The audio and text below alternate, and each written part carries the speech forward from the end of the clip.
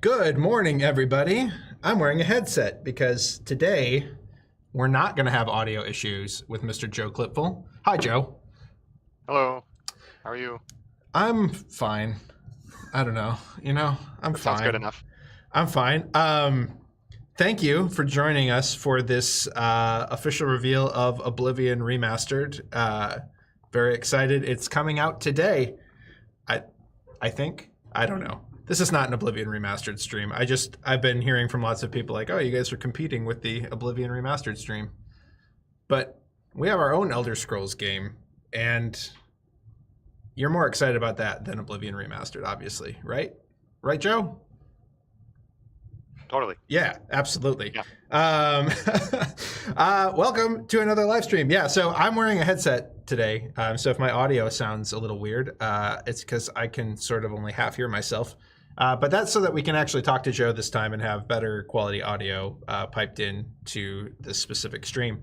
And I probably would have brought my AirPods this morning if I would have known that was going to be the approach we were taking. But here we are. So the plus side is that it's hiding a little bit how badly I need a haircut, or maybe it's accentuating how bad I need a haircut. I don't really know.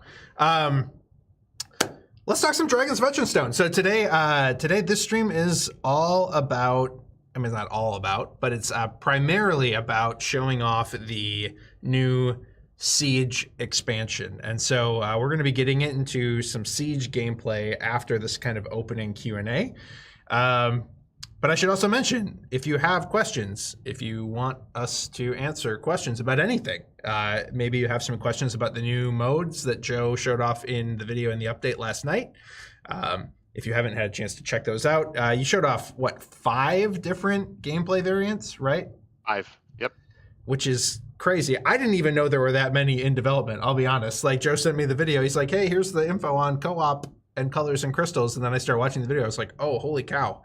5 new variants. And we're excited about all of them, which is awesome.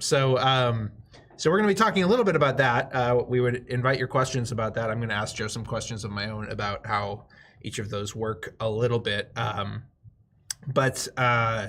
then we're going to get into some Siege gameplay. So that's kind of the itinerary for this stream. And right now there are literally 0 questions sitting in front of me. So if you're watching, ask me something. Ask me anything.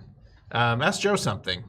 Ask Joe what it's like living in North Dakota, where they have cold and flat. Yeah. As you might expect. Yeah. Yeah. What region of you're in? You're in the Fargo area? Just south of Fargo. Yep. Just south of Fargo. Okay. Yep. I have been to North Dakota once in my entire life, and it was very flat. That's what I remember. You've seen it all. That's everything. Yeah. I also, so before we get into the Q&A a little bit, I just want to, because this is the topic that people cannot stop talking about it across the entire board game industry. I feel like every time I try to give a blanket answer about anything related to it, 5 minutes later, it's still being asked again. So I do want to just one more time talk on the concept of tariffs and how they are affecting chip theory games, how they're affecting or not affecting this campaign, et cetera, et cetera, et cetera. There was an article posted a couple of days ago, I think it was over the weekend, basically making the claim that every board game company was simply not filing their paperwork correctly, and that tariffs were actually only 20%, not the 145% that is actually affecting the board game industry. That same article had a whole bunch of math, questionable math, accusing Cephalofair of essentially being liars about the way that board game tariffs were affecting their Gloomhaven print run, blah, blah, blah. I just want to because the hubbub around it refuses to die down, I just want to take a minute to say a few things on it. Number one, that article is full of massive inaccuracies. If you've read it, it's just full of a lot of bad and wrong information. Part of the reason for that is that all of this stuff is so recent, and all of this stuff is evolving so quickly. And just to put it bluntly, it's also just being implemented in a really haphazard and kind of amateurish way across the entire country, that there is very little good and accurate, up-to-date information online about tariffs right now as it relates to like specific categories and specific goods. If you go to like ChatGPT, or even if you just try to Google like what's the current tariff rate on board games right now, you will likely find outdated, inaccurate information in like 95% of the links that you click on, because it's all been evolving so fast that like there's not good, solid information out there online. But the tariffs are as high as is being claimed. They are affecting board games at 145% or 140%.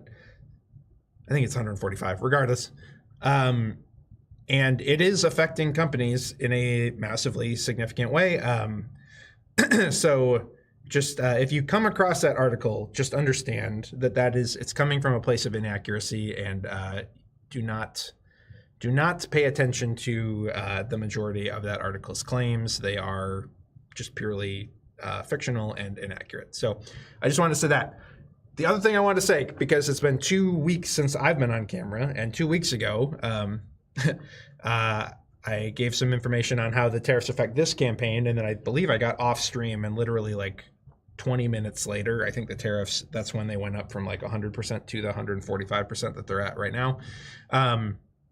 I do just want to reassure you, we are not adjusting the price on this campaign based on the tariffs that are in place right now. This is a small enough game. The profit margins on this game are such that we feel confident in the price point. I have a pinned comment in the comments of the campaign kind of outlining that to a degree. We are confident we can get this game printed somewhere, even if it's not China. There may be a chance that we could print it in Vietnam or a couple other countries because of its scope. So what we do on any other campaign, and that would include like Roth and Tanglewoods and those types of things, really has no bearing on how we end up executing the manufacturing on this game, because we have time to pivot, we have time to react as it relates to manufacturing on Dragons of Etchinstone. It's a much trickier deal on campaigns that we've already collected money for, that we've already put into manufacturing. So Roth and Tanglewoods, and if you've read our updates on those in the last couple weeks, you kind of know where we're at with those, with the intentional delay in the USA. Those are much more challenging situations for us to walk through right now, simply because manufacturing has either already completed or is actively in process or in progress. So the nice thing about Dragons is it's small, it's just cards, and we still have time to adjust our planning for it and look at other options. Again, if it were anything more than a card game, that does become more problematic. But the scope of this, we're very fortunate. We didn't plan it this way, but we're very fortunate that the project we're running right now is this one, and it's not like our big upcoming Elder Scrolls expansion campaign, because the manufacturing on that game is obviously much more specialized and bespoke. So I wanted to say that. And then the last thing I just want to say is, again, I can't open up our company books to you.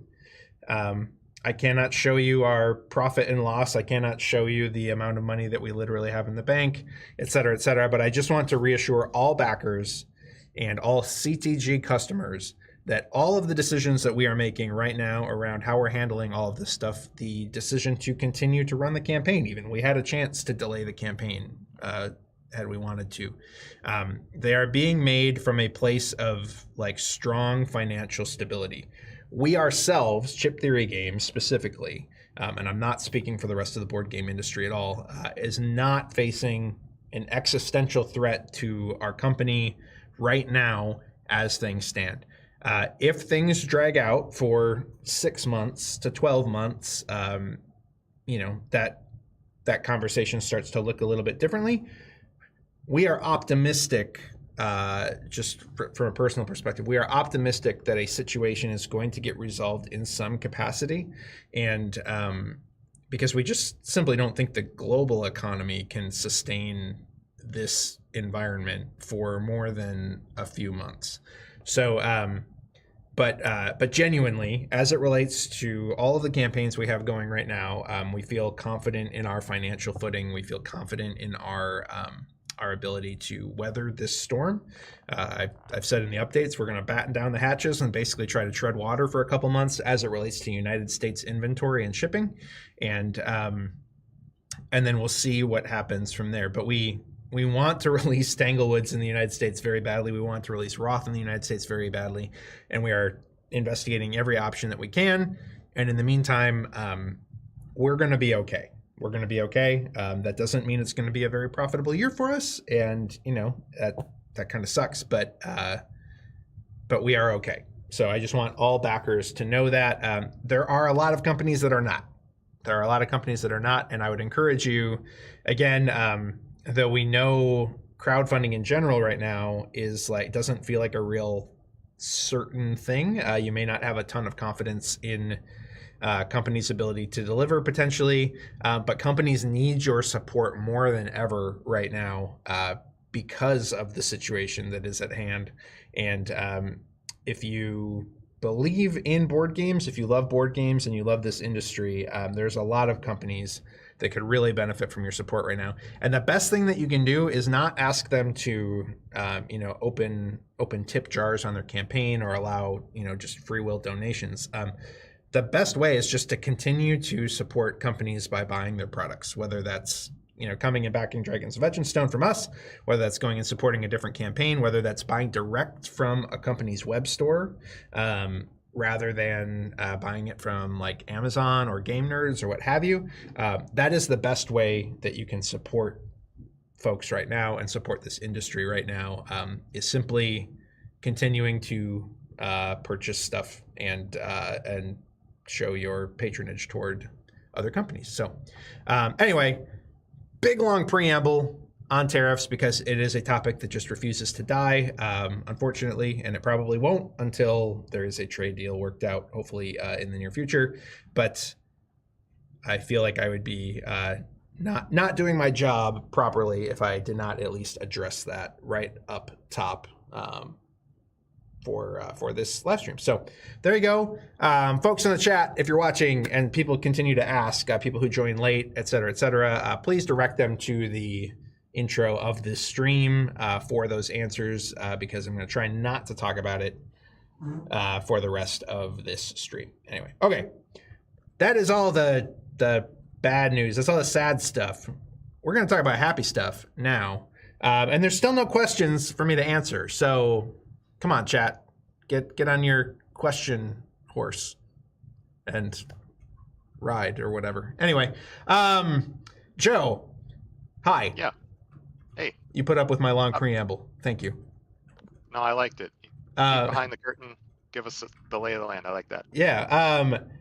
Let's talk about some of these. Let's talk about some of these co-op modes. I want to make sure again, one of the things you pointed to in your video is that you didn't actually design any of these modes. They actually came out of playtesting from Siege. Do you want to give any more background on that a little bit? I know that a lot of you didn't watch Joe's video because I can see the view count on the video and it wasn't that high. So there's probably a whole bunch of folks that don't even know what these modes are, didn't hear your preamble that you gave in your video. So I'm just going to let you, even if it's exactly what you already said in the video, I'm just going to let you kind of talk on these modes, how they came to be, and which ones you're most excited about. Yeah. Let's see. So you're right about I didn't design them. These were essentially pitched to us by playtesters from the when we were developing Siege, and they had some good ideas, and we worked back and forth a little bit. So I want to make sure I shout out to them too, because they'll be credited in the rules. But Narayan and Edmund came up with the co-op modes. Narayan did a lot of the others, and then Brian was also in this close-knit group of providing feedback and getting some reps in on it. So shout out to those guys, some really cool ideas. I know you and I, Josh, had talked about is co-op possible? Like, what would that look like? And my answer was, I couldn't come up with anything. You know, I don't know if it's possible. And then of course, people had some really cool ideas that made it possible. So yeah, and so we've been working on these for, gosh, a number of weeks now, and iterating on it. My role has been sort of developer at best, more like advisor. They'll show me the latest rules and I'll give feedback and I'll play it and try to at most push in a certain direction, but these guys have been putting in the reps, so really appreciate them for that. Yeah, we have 3 co-op modes and 2 other modes. So there's 1 deck co-op, 2 deck co-op, lightning co-op, whatever we call it. Colors and crystals is so that's low-key maybe the variant that I'm the most excited about. So I'm excited to get that far. And then adventure mode, which is more stuff. Yeah. So yeah, I don't know. I have my rule books here, so I could give the highlights on them, or what's the best way to approach them here? I think, well, okay, so first of all, let's talk about which ones require, so there's a couple questions. One is that anything that can be played with a single deck can also be played with felines of fetch and bone. Is that correct? Yeah, absolutely. Yeah. Yes. So there's that. I just want to answer that question up top. And then how many of these are single deck? How many of these would require 2 decks of the game? 2 deck co-op requires 2 decks, unless you also have Northvale. You could pilot 2 mages apiece. Sure. Okay. And you could take that. So like if you're backing this campaign and you're getting all 3 sets, you're fine. You could play 2 deck. You just got to be willing to take on the complexity of. Yeah, that would be a lot. That would be a lot, but it's possible. We watched Andrew take 4 mages into a game at once, and it was fantastic. So it's possible. We've seen it done. But yeah, you just got to go into that with open eyes, that it's going to be a little bit more of a complex game. But yeah, the rest of them play with just like single deck is just the base set, one copy of base or felines. And again, so in single deck, basically one player is handling the enemies, one player is handling the journeys. Correct? Am I remembering that right from the video? No, that's swapped. And that's the 2 deck one. Well, yeah. I'm trying to remember from last night. I was up late writing updates last night, you guys. That's the easiest to explain is 2 deck, because 2 deck is okay. Let's start there. That was kind of our stated goal, like among the guys who were working together to develop these. We wanted a mode to play co-op that didn't add too many new things. We wanted a co-op mode that felt the most like the base gameplay as possible. Partly because we know that I'm anticipating this is kind of, you're going to try to rope somebody into playing this with you, like a significant other or what have you. And so we didn't necessarily want to up the complexity on, and so you can really do that if you have 2 sets.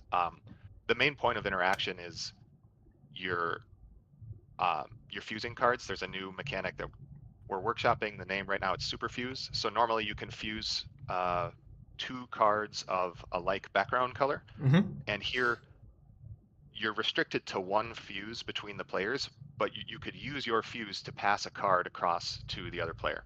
And that simple change has opened up. It was fun when I played it for the first time, because I was like, oh, I see what's happening here. Like there's a whole new decision space that opens up, because people who have played base Etchinstone know that the only time you're really fusing is to change the element color so that you can power up your spell card. Here, my partner might be sitting on a really good attack card, let's say, and I am facing an enemy and I need some help, and I really wish I had a different spell I could use. He could pass that over, and as long as I have a color to fuse that with, I could fuse and create a new spell for myself and just use his card as the spell. So sometimes you're passing to fuse like that. Sometimes you're passing like, I just need 1 more. I don't have a good enough booster. You could pass a booster card over. So that alone keeps the table talk going. Is everything so? One question I had just listening to your pitch of it last night is everything open information between the 2 players, or is it just like you can only share your colors, or like how much is meant to be open? In all of the co-op modes, it's all open information. Okay. I suppose you could see the back of everyone's cards anyway, probably, and that. Yeah, that doesn't work, and that's the eternal challenge with co-ops is is this just a solo game and am I going to get alpha gamed by Right. somebody if they're the more experienced player?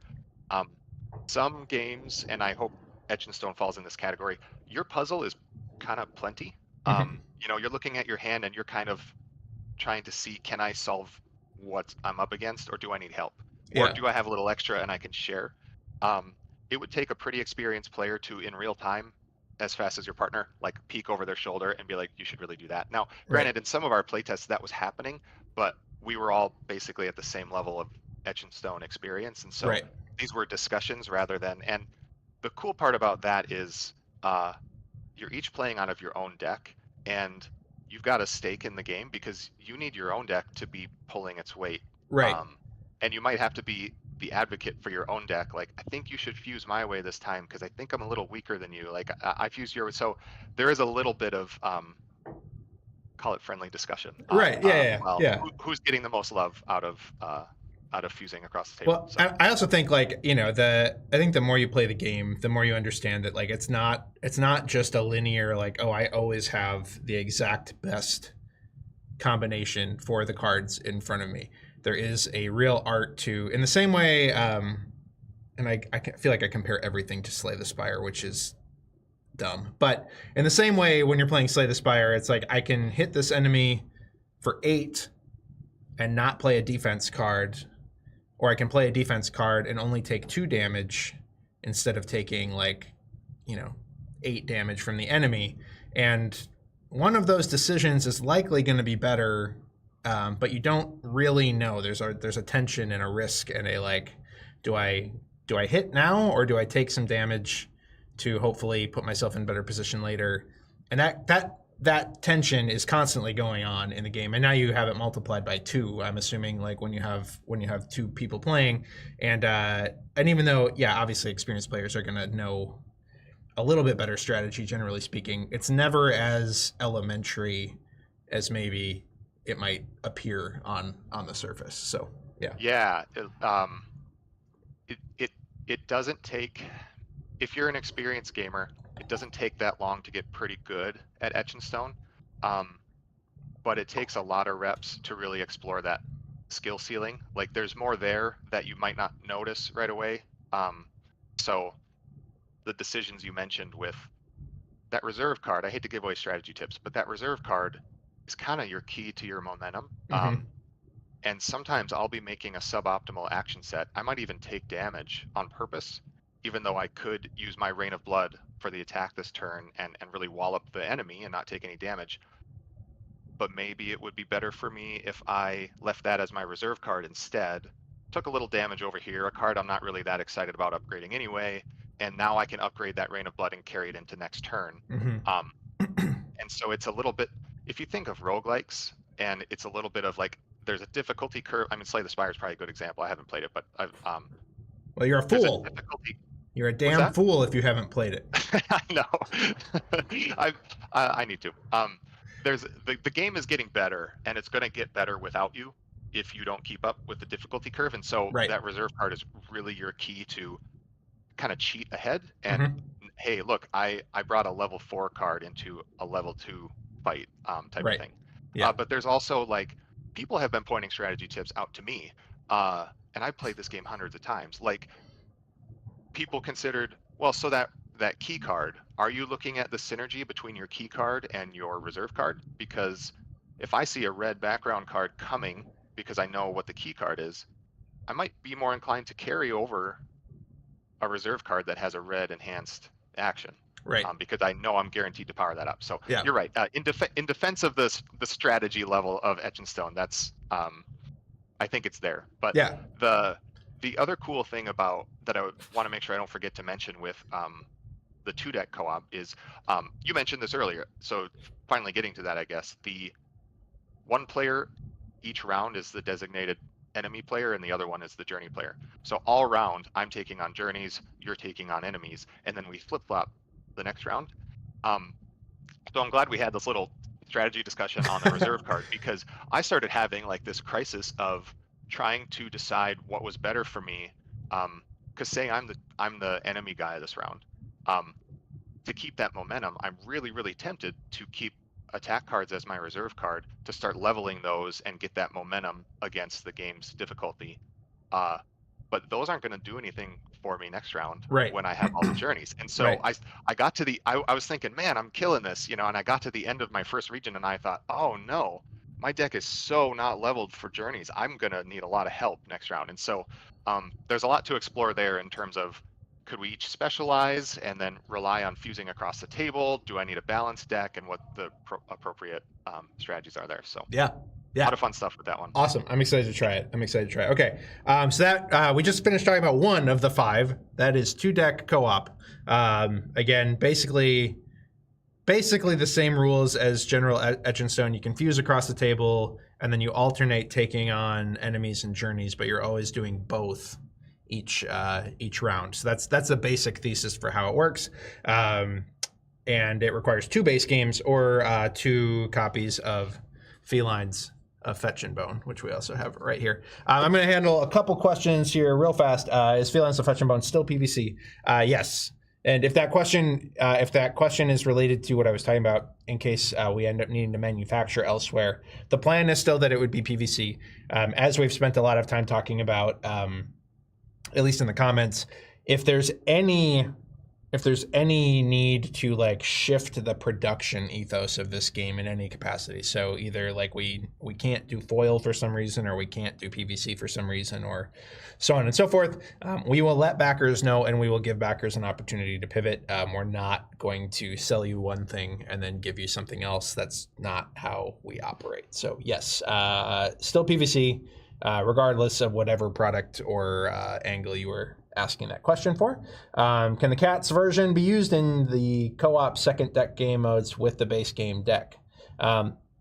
Yeah, could you mix? Yeah, you can mix a copy of base Dragons with a copy of Felines, and that would still work. Yeah. The iconography. So I will say we are going to do. So obviously, Felines was whipped together in about 0.5 seconds, so that we could have it available for you on this campaign, and so on and so forth. We are going to be doing a little bit of like UX tweaking to the Felines version to make it a little bit more in line with like the whole cats dogs theme. So the icons might look a little bit different. I'm not committing to that. I'm just saying it's possible that we may, the initiative meter or the initiative icon might change to I don't even know. It'll probably stay the same, but let's say for the sake of argument, it changes to a dish of cat food. I don't think it's going to change to that. But other than that, mechanically speaking, all the values are going to be the same, and you could absolutely play co-op, 2-deck co-op with 1 copy of each version. It'll be the most insane thematic mashup you've ever seen in your life. I want to start with saying CTG never disappoints. I love that you are distinguished from every other company in the way you hold quality to a higher standard. Thank you. My question is, why just cards? I am not 100% sure I understand exactly where what that question is getting at. If you're asking why is this game just cards, because this is the game that's his fault. That's all your fault. I like blaming things on Joe whenever I can. For this game, why just cards? That's the way. So we talked about this in our first live stream to an extent. Joe loves micro scale games, or at least loves making them. You love playing Cloudspire, which is decidedly not a micro scale game. You love playing Mage Knight, which is decidedly not a micro scale game. And we've talked about this from a business perspective over the last couple of years. So in the last couple of years, we have launched a kids game line. We have launched 20 Strong. We have launched Roth. And we have launched the Neon Knight label in conjunction with Manny Tremblay. All of those things are sort of decidedly outside of the normal things that chip theory has been known for, historically speaking. And I could talk for hours actually about like the business decision making that's gone into a lot of these things. But for brevity's sake, I'll just simply say that Too Many Bones has been our bread and butter for years, and now Elder Scrolls is kind of starting to take over that mantle to an extent. Outside of those 2 games, everything that we've released in the interim that's not 20 strong actually has been what I would classify as a modest success, economically speaking, for the company. Cloudspire has done fine, but it hasn't set the world on fire, and it certainly isn't a big enough success to like sustain the company. Burn Cycle was kind of disappointing in the way that it has sold. Just full disclosure. And those are two like big, risky, expensive games that we put a lot of development resources into, and we just kind of felt like, from a business acumen standpoint, from a protecting the business economically speaking, we needed to have more things. One, that didn't take as long to develop, and two, appealed more to every level of gamer.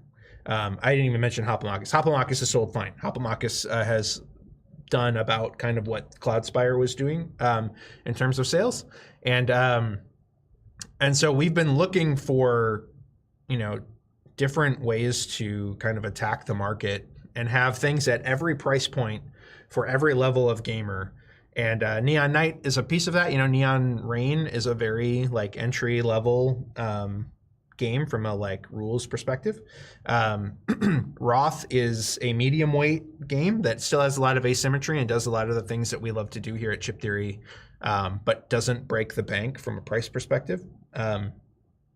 20 Strong was obviously a very intentional pivot to something smaller. That still ended up being, though, $30, and we were really hoping we could kind of, at the end of the day, maybe get that down to even less than $30. And now, this game, we kind of wanted something that really lived in the decidedly impulse purchase space. And when we saw it, we're like, that's it. It's just cards. We can afford to put that at a price point that isn't going to hurt people, and that they can, walk up to maybe at a convention and be like, oh, that looks cool. I'm just going to walk away with that. I don't even have to think about it. I don't have to plan.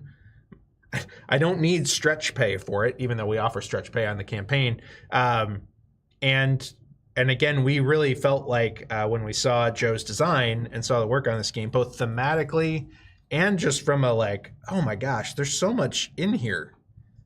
It's so surprising at such a micro scale. We really loved that about this product and about this game, and that's why we decided to work with you. And then when you start getting, you guys will see once you get into Siege, there's a lot. Like it's a, Dragons is crunchy. There's a lot of intrigue and interest in just base Dragons.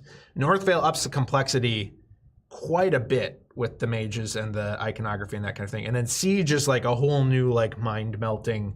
If you want a heavy euro in the palm of your hand, like Siege is really going to do that for you. And that won't appeal to everybody. I think a lot of folks are really going to love that and find it surprisingly deep.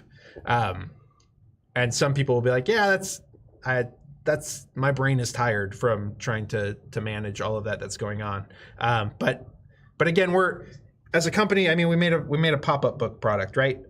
We made weird brass mag figures that stick to plastic chips. We're always trying to do something that kind of subverts expectations. And also, just for years, we've been told that we're an ivory tower company, that we only care about making these big plastic monstrosities, that we only care about, the types of gamers that have infinite expendable income. And that's not who we are at all as people. And I just want everybody to know that. Like, again, what we've said for years is we just like making cool things, and a lot of times making cool things costs a lot of money, and that's just the reality of it. We think this is a really cool thing, and it doesn't cost a lot of money, and that's awesome, and we'd like to make it. So anyway, that's a really, really, really long answer to why just cards, but that's it. Okay, anyway, back to game modes. Okay, so Joe, tell us about single deck co-op. For the folks who are not buying Felines of Fetch and Bone, for the folks who are not interested in adding another $15 deck, tell us about single deck cooperative and how that works. Yeah, so this was, Narayan had just such a cool idea. So in single deck, you each get dealt a hand, but for the whole game, you're each playing a role. So one person is going to play as the knight and the other person plays as the ranger. The knight is doing the main quest. The ranger is doing side quests. So based on the key card, the knight takes on the stated encounter as normal, and the ranger is taking on the opposite encounter. So if the key card says enemy 1, the knight takes the enemy 1, and the ranger takes journey 1. The knight is playing a game about it's mostly normal Etchinstone, so the knight's job is to level the deck. You're sharing a deck, so you're both that sort of friendly competition of are we favoring my deck enough doesn't exist here because you're both playing out of the same deck. Right. So the knight is trying to minimize time penalties, minimize taking damage like normal, and maximize XP, trying to get the deck up to snuff for the boss fight. The ranger, meanwhile, is focusing on they're playing like a little mini game that's different from other Etchinstone. There's a number of new mechanics, so I'll try not to get long-winded about it. But the ranger, the stakes are lower in one sense with their encounters, but also higher in another sense. So they're playing this long game of you have to do things with your action set. You have to do well enough against your encounter doing your side quests to earn these new resources called assets. And if you have gathered enough assets by the end of the region, then you gain a companion.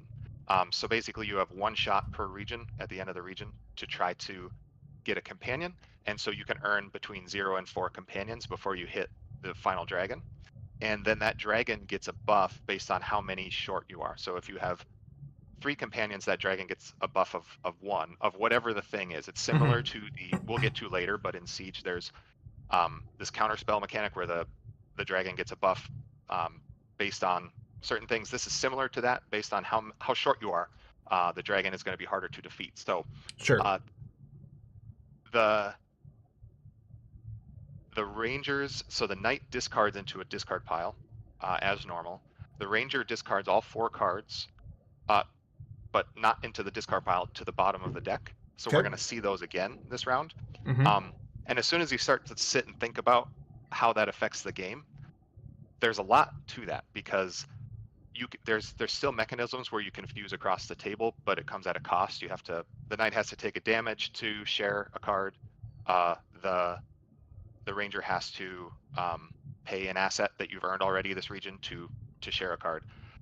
You run into situations where the knight is sitting on a card. Both of us are doing fine in our respective encounters, but we're like, darn it, we'd really like to see that card again later that the knight is carrying, but we know if the knight plays it, there it goes. We don't see it again this region. Right. And so we might send that across the table to the ranger so that it can get discarded and we have a chance to see that again. Sure. Gotcha. So some more nuances to it are based on the dragon's color. One of the background colors of cards, because there's 4 cards of each background color. One of those background colors is called Reputation. Okay. And these are when the ranger gets a victory, a narrow victory against an encounter, they get to store any card from their hand as an asset, and that's one magic. At the end of the region, that counts toward this threshold you're trying to meet to recruit a companion. However, the reputation cards, like let's say the dragon is yellow, all our yellow background cards are reputation cards. You get to store those if you have a complete victory. So no narrow victories. If you have a complete victory, you have a reputation card in your hand, you get to store that, except those count towards your threshold based on the thing's level. So if I have let's say I'm looking for yellow cards.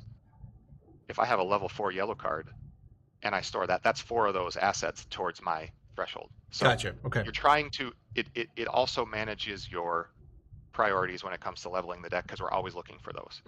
So in our plays of this, sometimes the knight will have, oh shucks, you drew one of the reputation cards. We'd really like to level that. Let's do the thing to pass that over so the knight or so the ranger gets it so we can see that again and have another crack at it. Sure. So, gotcha. Yeah, and just the fact that ranger discards to the bottom of the deck, because I was like, how could that work? How are we going to get enough turns in to make this feel like a complete game of Etchinstone? And there it is right there. Yeah. So yeah, really cool innovations that make that one work. Yeah. Oh, that sounds awesome. That sounds awesome. And again, that can be played with just a single deck. And it actually sounds like it adds a lot more mechanics than the 2-deck version. It seems like the 2-deck version would almost potentially be the thing that was most open to new mechanics, but it's actually the single deck version that actually adds some things just to make it interesting with such a limited pool of cards that you're drawing from, which makes sense. If yeah.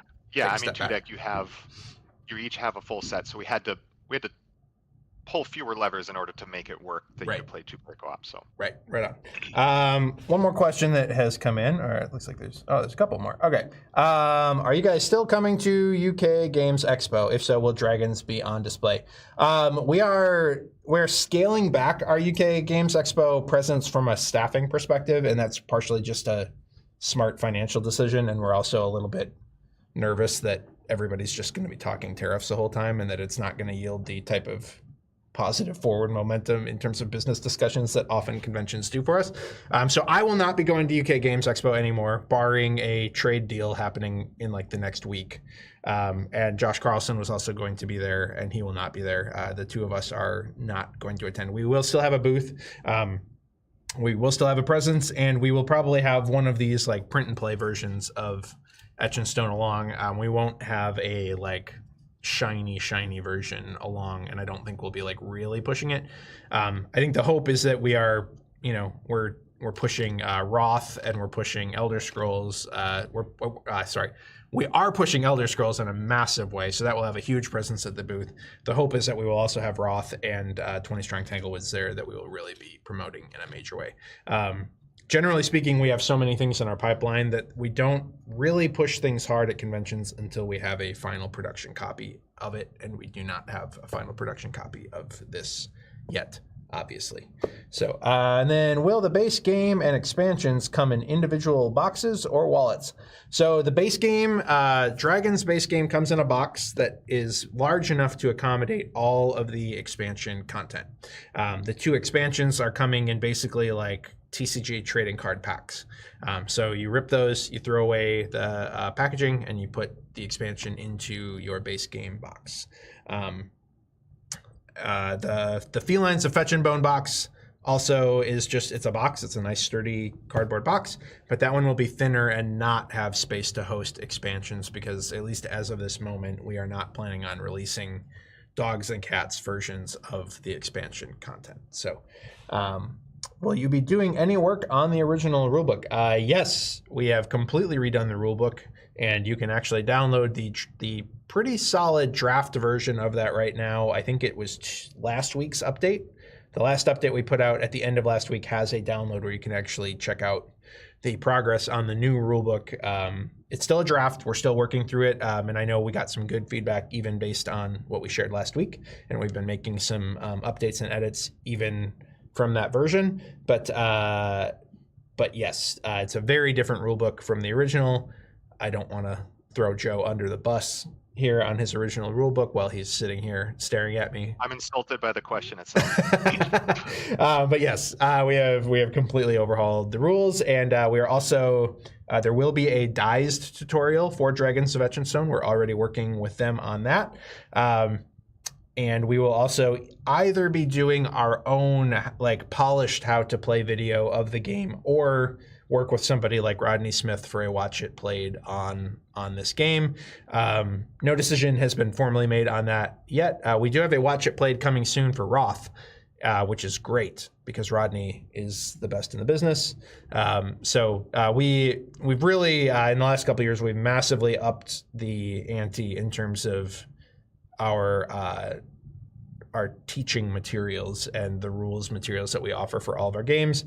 And we've been so impressed with the Dized tutorial for the Elder Scrolls that we're basically just like, yep, we're going to do Dized for everything CTG moving forward, and possibly even dip back into our back catalog a little bit. We'll see. We'll see for things like Too Many Bones and that kind of thing. But is it a realistic delivery in terms of getting this game out for November? I'm asking because of the 20 strong update from yesterday.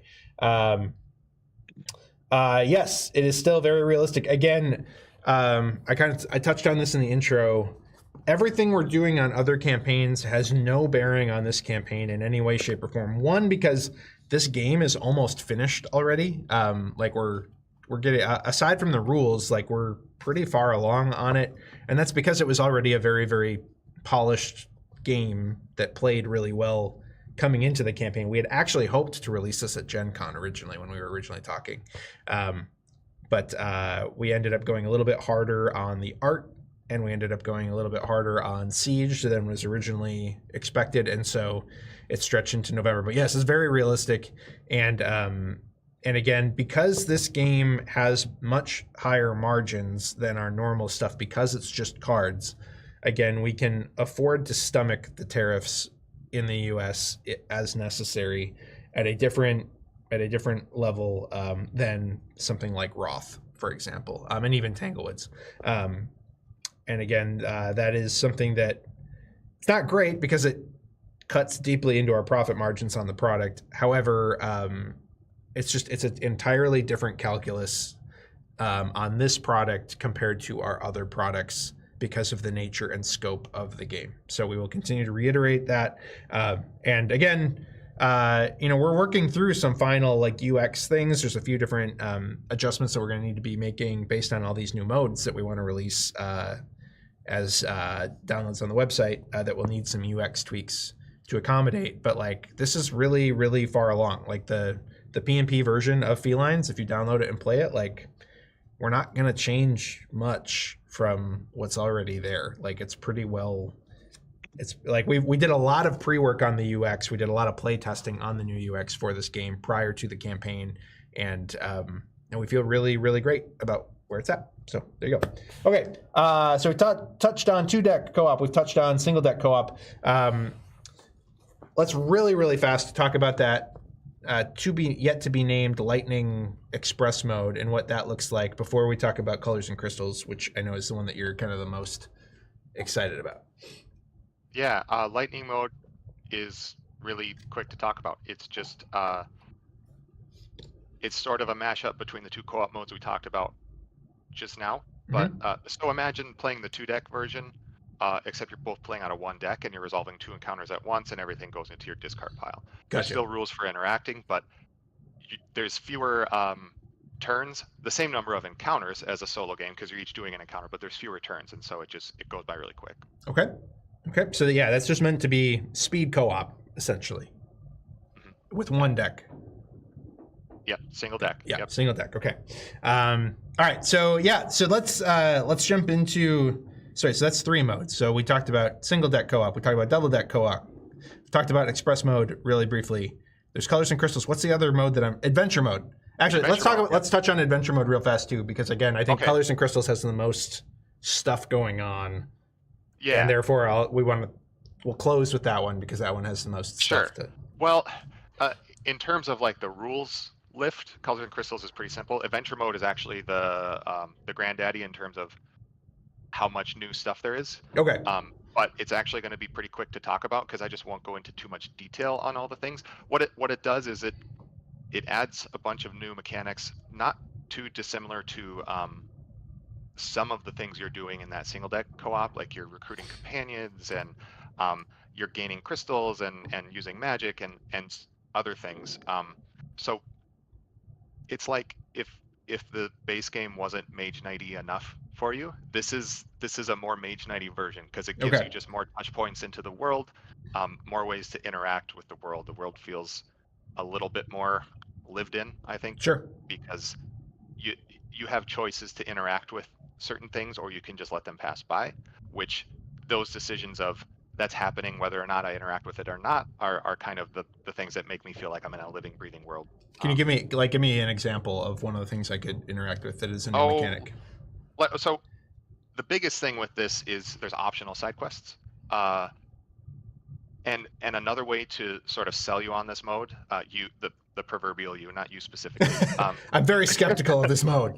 Yeah, I must be sold it's a great on-ramp into siege mode because that 2 action set mechanic where 1 set does attack and 1 set does move is actually present in adventure mode, except it's optional. Sure. So you can do optional side quests where you're making 2 action sets and facing 2 encounters at once, but you don't have to do it every turn. You don't have to do it at all if you don't want to, theoretically. But it helps you in the final fight, and it helps you along your way if you do that. So it's a cool way to sort of get your feet wet with the siege mechanic, because siege is like, ready or not, you're getting 2 encounters basically. You're making 2 action sets per turn every turn. Right. And so that's where sort of some of the complexity fatigue comes in, because you kind of take a deep breath and you're like, okay, next turn, and then you draw another hand and you do that again. But with adventure mode, I've literally played it sometimes and I'm like, you know what? I would like a break mentally, so I'm not going to interact with a side quest this turn and Right. just move on. So. Sure. Okay. All right. So yeah, and then let's talk about. I believe you in your video you talked about colors and crystals being Dragons of Etchinstone Kinezified, and Yeah. I don't know. I mean, we got a bunch of Ameritrash players out here. I don't even know if they exactly know what that even means to Kinezify something. By the way, a bunch of our kids' games were designed by Reiner Knizia. So maybe if you've played our kids' game line, maybe you know exactly what this means. I don't even know if I exactly know what it means. I'm trying to think of my favorite Knizia is probably still Battle Line, or I think it's called Schottentotten in the EU. But what does that mean? What does that mean? Knizia. This is fun. I like that we get this meta conversation about designers in general. Euro designer. He's at his best when he's doing simple rule sets with a lot of emergent depth. Tigris and Euphrates, not that many rules, but there's just a lot to mine there. Lost Cities, there's like one rule, but as you play it, you realize, oh, there's a lot here. But one thing that I can't think of examples at the moment, but the thing that made me think of that's present in Colors and Crystals is there's some aspect of the game that you score on, like say there's 4 resources in the game. Reiner Knizia might say, right, you get points equal to the amount of resources you have the least of.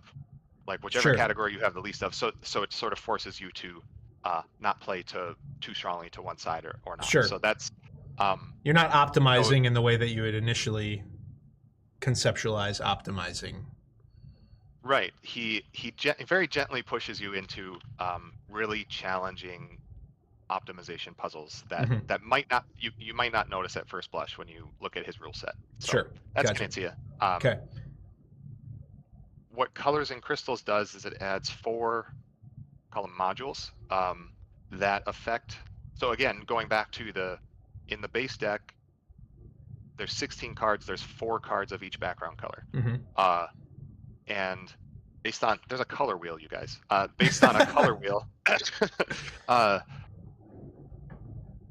we recommend picking 2 of these modules. You could play 3 or 4 modules at once. I would be, maybe we can have Andrew take that on sometime because he's crazy enough to take 4 mages into a game. But I recommend just playing with 2 because that's plenty hard. What it does is it adds new considerations with how you're leveling your cards of that color. So, for example, we'll look at the crystals module. If you play with that, the crystals will be based on the color of your dragon or whatever color you pick. Let's say our crystals are all the purple cards. At the end of the game, the lowest level card among your crystal cards is a certain score you have, and based on that score, the dragon gets a buff in the final fight. So you're always concerned about, when I come across these purple background cards, should I be leveling them or not? Sure. And I'd really like to get all of those up to level 4 if I could. And so let's say we pair that with the reputation module. The reputation module is a different color card. So let's say yellow. The sum of the levels of your reputation cards at the end is a specific score, and you can actually lose based on that score. So sure. It's not really a score chaser. It's got to meet this threshold, right? Or you lose the game. Right. And so now you can see the sort of decisions that start happening, because I'm concerned about my crystals because I don't want to lose it against the dragon, but that's not going to do me any good if my reputation is so low at the end of the game. And so now I got a purple card in my hand, I got a yellow card in my hand, I can only upgrade one of them. What do I do here? Right. And the other thing it does is, if you play Etchinstone a lot, like I've played it hundreds of times, I have my pet cards, especially when you consider which dragon you're going up against. Right. I have my favorite strategies against that dragon, and so I have these heuristics that I just sort of lean on, and I can, zip through it pretty quick, which is fun. It's got this little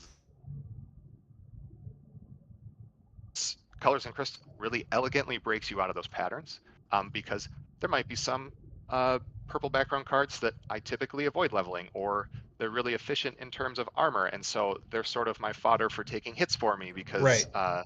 I don't see the desire to level them up. And so suddenly I really care about these. Right. And what's funny is you might actually discover you like some of these cards too that you've been avoiding. So I love that. This is for people who like the base game. Maybe they don't want to mess with the complexity of Siege, but after a few plays, they really want to change up how the game encourages you to level your cards in different ways. Sure. Got it. Yeah, that sounds awesome. That sounds really fun. And I understand it much better from this conversation than I did from just like watching that video last night. So that's great. Question for you, Joe. Dragons of Etchinstone has been great for our family's mental math skills. Have you considered making an Etchinstone Junior for your kids line? And again, we haven't even published this yet, so Joe's already published this. But have you ever considered a simpler version of Etchinstone, an Etchinstone Junior for kids, Joe? Not Etchinstone specifically. My son has been sort of begging me to work. So I designed a game with my daughter, who is 7 now. Oh, I better not get her age wrong, because I forget my kid's age all the time, man. Don't even worry about it. Don't even worry about it. And we designed a game together. That was one of her goals for the year. She wanted to design a game with Dad, and so that Adventure Cats is what came out of that. Nice. And now my son really wants to be a part of that as well, but he's more into the adventure stuff. He likes to look at the art and the swords and everything. And so it's been on my mind, what would and my style of game that I like to design, what would that look like for a 5-year-old? So we've been talking and thinking about that, but no, not Etchinstone specifically. I have a game called Roll Crawl, which is Dungeon Yahtzee, which I didn't know Dice Throne existed, for the record. I think it's similar to that, where you have dice and you're trying to activate abilities, but there's a push your luck and cooperation aspect of it, and it's not heavy at all. And so you can kind of explain which numbers they're looking for. So that has been our go-to. I made a homebrew. I swapped in the art for Lord of the Rings art. And, so we have a homebrew copy we play of that, and he's been really enjoying that. So. But no, not for Etchinstone specifically, but it's been on my mind to design like kids games. That's cool. I was actually, my daughter came up with a game all on her own called Animal Escape, and it's a roll and move, as kids generally tend to design. And so I was actually helping her put together a spreadsheet this weekend. I was like, what if instead of roll and move, we had a deck of cards that had equipment, and you could use cards to move, or you could use them to capture animals and that kind of thing. So it sounds like our daughters have similar animal related aesthetics. Yeah, they would be fast friends. Yeah.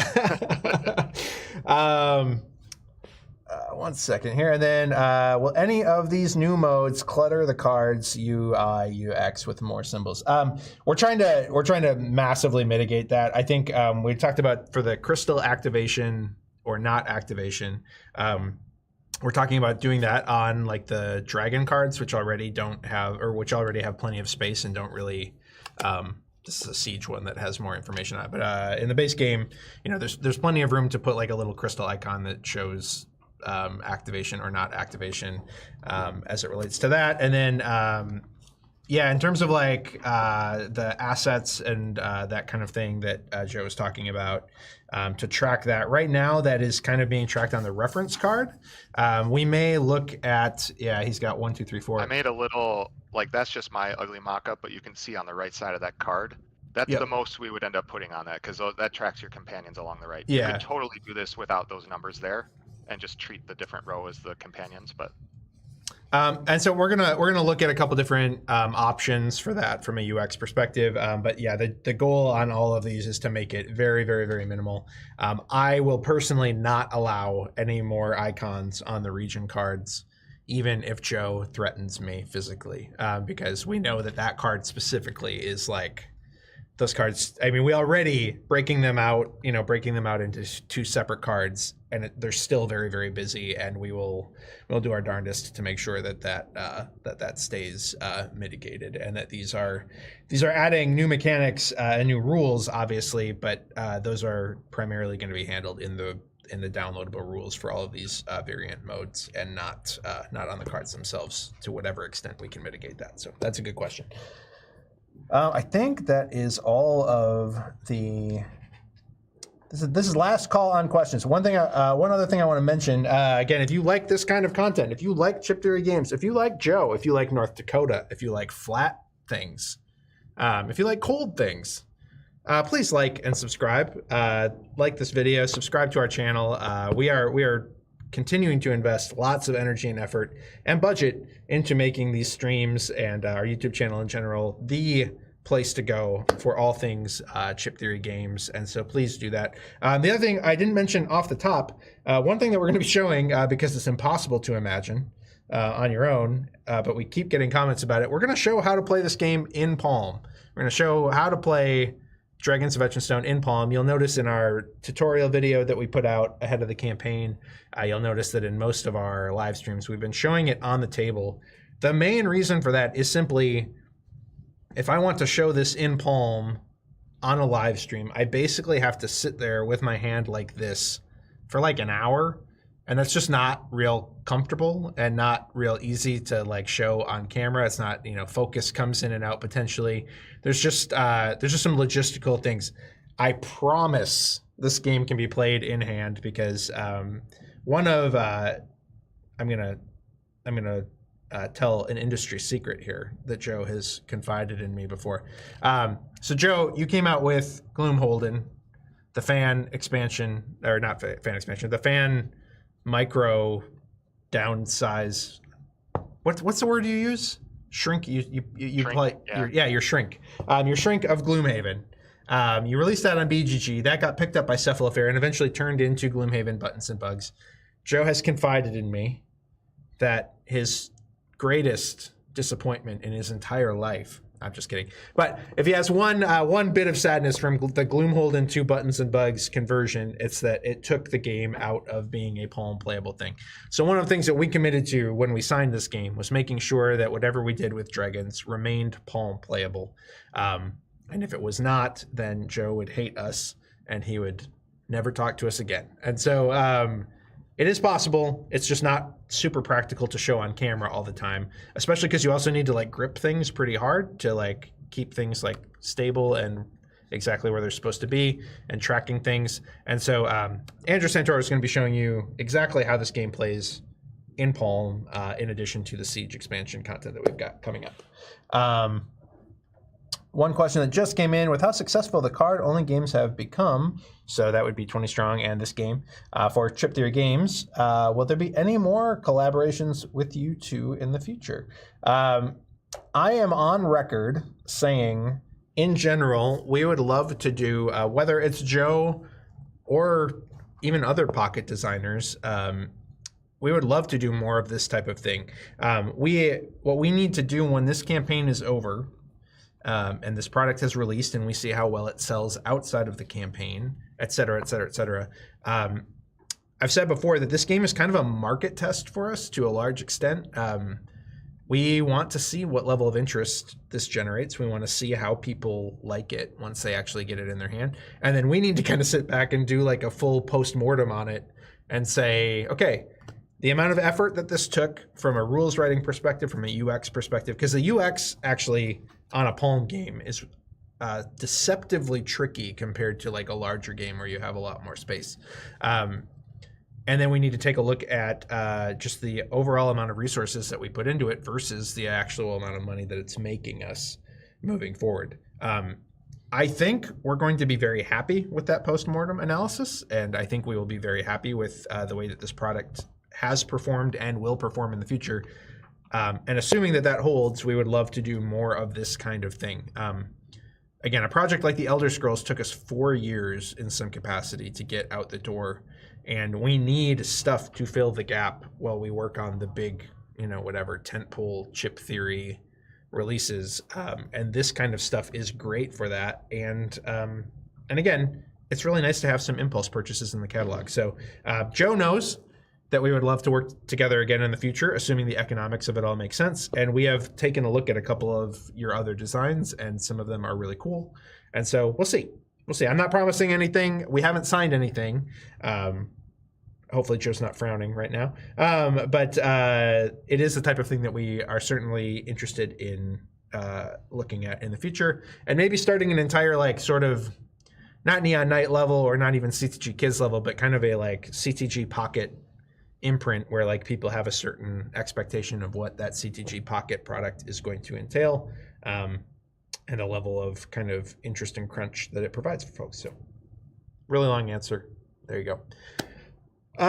That's it for questions. And so I have lost about 2 to 3 weeks of work in the last 2 to 3 weeks in meetings about tariffs and in meetings about business planning and trying to figure this whole wild world out. So I am going to get back to my desk and allow Mr. Santoro to get in here and show you how Siege works and show you how to play this game in Palm. Joe, any last questions for me? I don't think so. I would make an official call that everyone send Chip Theory hate mail until Chip Theory Pocket becomes a thing. So we need a groundswell movement here. So keep the interest coming. It's honestly, again, I mean, like whatever the whole Game Crafter world. I've seen, I'm in a bunch of solo gaming Facebook groups and that kind of thing. I've seen plenty of people talk about like a lot of these games that are more popular in the sort of like indie and pocket space, the Tin and Iron Helm games and things along those lines. But honestly, it's like a massive. It's like this little. It's not even little. It's a fairly large, like sort of like subculture, subcommunity that, for as ingrained in the board game space as I've been for the last 8 years, working here, it's like it was kind of a complete blind spot. It was really fun to dive into that, even just on the Dragon stuff and even just on your stuff specifically, and kind of learn more about everything that's going on in that space. There's a lot of really cool stuff on the Game Crafter that, like, for whatever reason, just hasn't been picked up yet by a major publisher, and that might be by the choice of the designer. To be honest, like some designers would maybe just prefer to stay indie and not have their game commercialized. We've certainly seen, not a ton, but some folks who are annoyed that Dragons is now not available on the Game Crafter and they have to come and buy it from the big, scary company. But yeah, it's been fun to explore that space. And I just think it's really cool. They're just really neat little artifacts. Just every little pocket game that I've looked at is just a cool little artifact. And it's amazing what designers like yourself are doing in this space in terms of how much depth and intrigue can be put into such a tiny little package. So I think it's we're in a phase of like in-hand games, even micro games are still relatively young in the life cycle, I think, because middleweight Euros, I mean, we had a rush, we had Wingspan, and then everybody was iterating really quickly, and so like middleweight Euros have had their day. I'm sure they'll keep getting better, but there's a lot out there, and the iteration is smaller. Every step seems like marginal, but with the pocket games and the in-hand games, it was pretty young when they started. Like Palm Island kicked something off, and people were like, "What?" And now there's room to make big steps in. Oh, didn't realize you could do this. Didn't realize you could do that. And so it really is an exciting time for that little niche of games, I think. Yeah, absolutely. And hopefully we're in on the early stages of it with Dragons. So yeah, anyway, that's all for me. I think, Joe, you're going to stick around in the chat. I don't think you're going to be live on video moving forward, right? Is that? I'm going to hang out for a few minutes just as Andrew gets started, just to gets going, just make sure he questions and stuff, doesn't jack up Siege beyond all repair, right?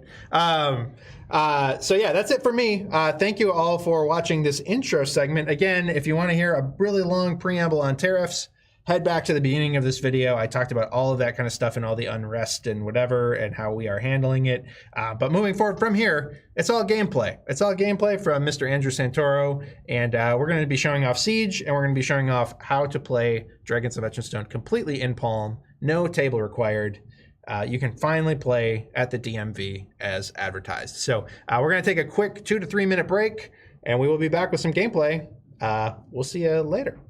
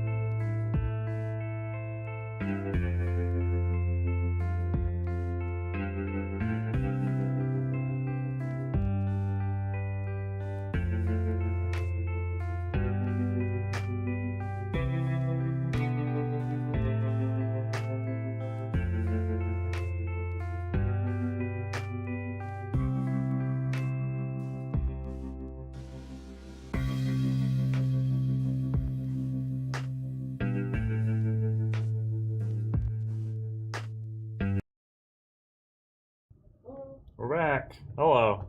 Took a little bit of a longer break because this just showed up. So this is the the 20 Stronghold. Is that the big one's name? I believe.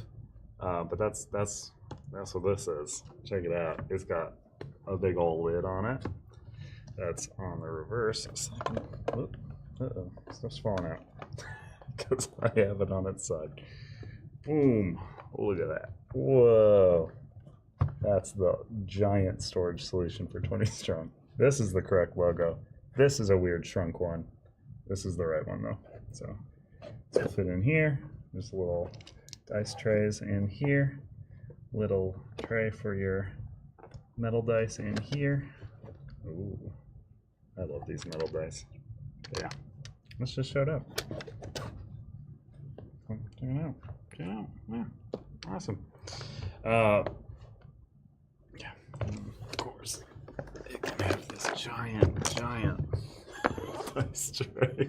I love this silly thing. And that goes on top. Bam.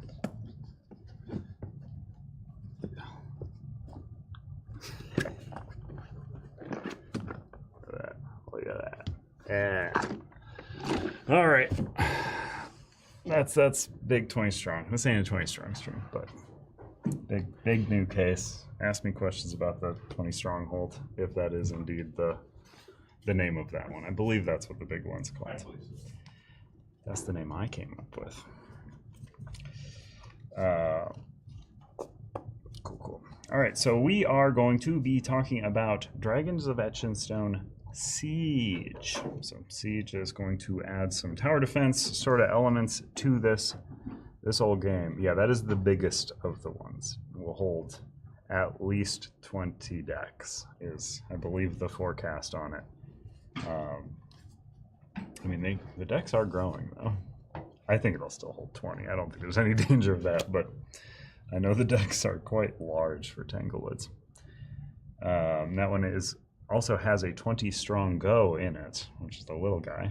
And then there is also the 20 strong, the 20 strong box, I believe, is the middle one. Excuse my cough.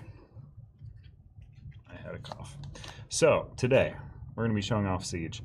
We are playing with the Felines of Etchinstone expansion. Not expansion, but variant, the print and play. So this is free to print and play right now, or to buy a PVC version if you would like. But if you want to play the game right now, you can play it with some nice, cool pets and the new UX, UI, whatever we're calling that. So if you got your pet in here, make sure to pick it up. If you didn't, pick it up anyways and see some other people's cool pets. Sometimes you don't want to have a pet of your own, but you want to go look at other people's pets.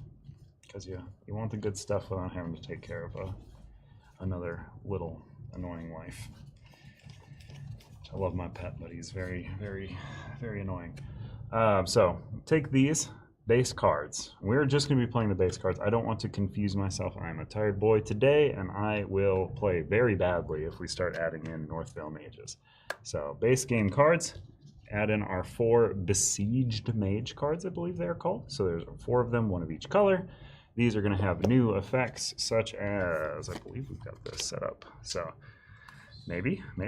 Yep. So how these guys work is, for instance, this one here looks like a normal thing. It's got an initiative, it's got defense, it's got a boost. But the spell area looks weird. So that one works if this is the spell of your attack set. I haven't explained how the rules work, but you basically get to do both things, if that makes sense. And I'm going to carry on and act as though these do make sense because I'm going to actually explain how the game plays to make use of these new beefed up fellas here. So this one, if this is the boost of your attack set, you get both of these benefits as well. And I think that's how those guys work. So we're going to add them in. I'm going to try and make sure they're not all clumped. Again, we are playing with printed off in office cards on these beautiful game cards that we do have, but they are paper cards. A lot of these are just upside down. Did I put all of them upside down? I did. I'm a fool. Okay. All right. All right. Dragons of Etchinstone live stream is filmed in front of a professional studio audience. Yeah, professional studio audience. Yeah, we hire them, right? That's good. It's their job. I mean, we have not hired you, studio audience. I'm the studio audience. I guess You hired me. you are in studio. It's just some light banter with Carter. I will be at UKGE as well, if that was a question being asked. Feel free to come and say hi if you were there. 24 hours later. I'll have a copy of this probably. So I did avoid the 24-hour layover. I did avoid it. That was, as much as I want to check out Amsterdam for like a few hours, I don't. 24 in between flights does sound just awful, just truly terrible. So you're going to shuffle in all your besieged cards here. That is your deck. You're good to go there. Now you're going to be choosing a dragon, just like normal. I don't remember which one Joe said was a good place to start, but if he's in chat and has a suggestion, I'll take it. Otherwise, I'll probably just choose Rodving because, you know, that's the guy who's kind of the guy I suggest for new folks in general. At least in the base game. Maybe he's a big tough meanie in this one. In fact, he has red shields, which I don't love because a lot of my attacks are red, I believe. Hello, how's it going? If anyone, oh yeah, I'm just going to choose this one. These are all very scary, and if anyone has a very big opinion on who they want to see fought as a final dragon, just as any dragon's good. So if chat has any wants for a dragon, follow my heart. My heart is saying cruise all 3 HP tiers. Sure. Siege number is low. I'm actually going to say Helsang, the Undying. Put that right in the middle of the table, which is not on a camera at all. There's Helsang. He's got some new stuff, so every single dragon has been siegified. So that just means they're going to have a little siege number down here, little counterspell numbers, and a little effect that is new. These numbers are also probably different. I haven't cross-checked them, but that is my guess. Orange color, you say? I mean, that's somebody who's given me a specific thing, so sure. Let's actually do Festrun, the Horned Flame. He's orange. I mean, he's red, but he's... Or are we talking about Verhost? I think the Verhost. orange dragon. They're both orangey. Yeah, one is yellow. Yeah, they're both quite scary. One's a gross centipede man. Orange color. Okay, and then we are going to be choosing a structure. I believe these are called structures. Are these cards here? Outline them here. So these, much like the cards in your hand, they're gonna start on the starred side, and they're gonna start at the top of that. They're gonna start at full health, and then as you accrue a thing I'll go over as we're playing out. As you accrue that, you can upgrade them by flipping them to a better side. So walls will turn into arrow slits. Walls will flip into battlements, which can then be flipped again to however you say this. Machicolations? Machicolations? I don't know. Somebody in chat can tell me, because that's where I outsource all of my information. I'm likely going to choose walls, but you have many options. I've even set one aside here called Escalades that I will not choose, because that is if you're playing as the baddies and you're attacking a castle. So that's another fun variant on this, is you can play as the dragons, or at least the baddies. I don't know if you're thematically the dragons or the monsters. I'm not going to be playing Siege in hand. I am just learning how to do this one. But after we're done with the Siege play, I'll just do a base game play out of hand, just to prove it to you folks who keep asking for it. But you can certainly play it out of hand. So I've chosen walls. Have fun storming the castle. Oh, Princess Bride. What a film. So how we do this, we're starting on walls because at a start, we've chosen Festrun. So this is going to sit here. That is the highest leveled of our walls. As we take damage to our structure, it will go down like this. If you take damage when it's at this lowest level, this wall has died. When it's at its full health here, we can use those flipping and rotating effects that I was discussing before. If it is at a lowered health, we do not have access to the one above it, but we can heal it to get back up to that. So essentially, we've got 3, 2, and 1 HPs. We do not want to get hit at 1 because that is how we will lose the game. Walls are just walls. They're boring, they're blank, no effects. We do want to flip this in some way. So if we are able to upgrade it to, say, arrow slits, this new blanket effect is active as long as we're there. We can no longer flip or activate it. We're kind of set here once we have flipped. But we do have a new top effect where we can just ignore some enemy abilities. So that's going to be cool. If we are able to flip it like this is how that would flip. We would -2 to enemies' initiatives. That's pretty strong. This could then be rotated. -2 to enemy and boss initiative. -2 to enemy and boss health. That's really good. Definitely want to go for that. But that's going to be hard, and I'll explain why. So that is our structure. Our structure is set up. Our space for this is a little small, so I will try to play a little concerted over here. And I'm playing it top down just to really, there's a lot in this one. I really want to give it the breadth, the view. This is how people are going to be interacting and seeing this. So this is how I want to show it off. Again, in hand for the next part, which we have already done. This one I'm going to be going over real in detail. Instead of dragons, we also have those mages from Northvale. You can challenge them as a bad guy yourself in a different version, which we will not play today. But it's a cool other thing you can do with this expansion. Joe was really cooking on this one. There's a lot of stuff going on. Also, because we just love to just throw it all in one go. Like, really, this could have been multiple things, which, you know, very cool of us, I would say. I think a lot of companies would break this into many expansions. So both regions that exist already are featured here. So you can choose which region you want to play through. So you can play through the one from the base game or the one from the expansion. I don't know which one is harder. Yeah, I guess I'll be doing the base game out of hand. So let's do the expansion over here. So we're going to be playing through this over here, like that, I think. Yeah, sure. And then I'm going to use this as my backing card, my unused region card. So I'm going to place my deck on top of that so that I know when I've cycled through the whole deck. So the overall game itself is going to play very similar to base game.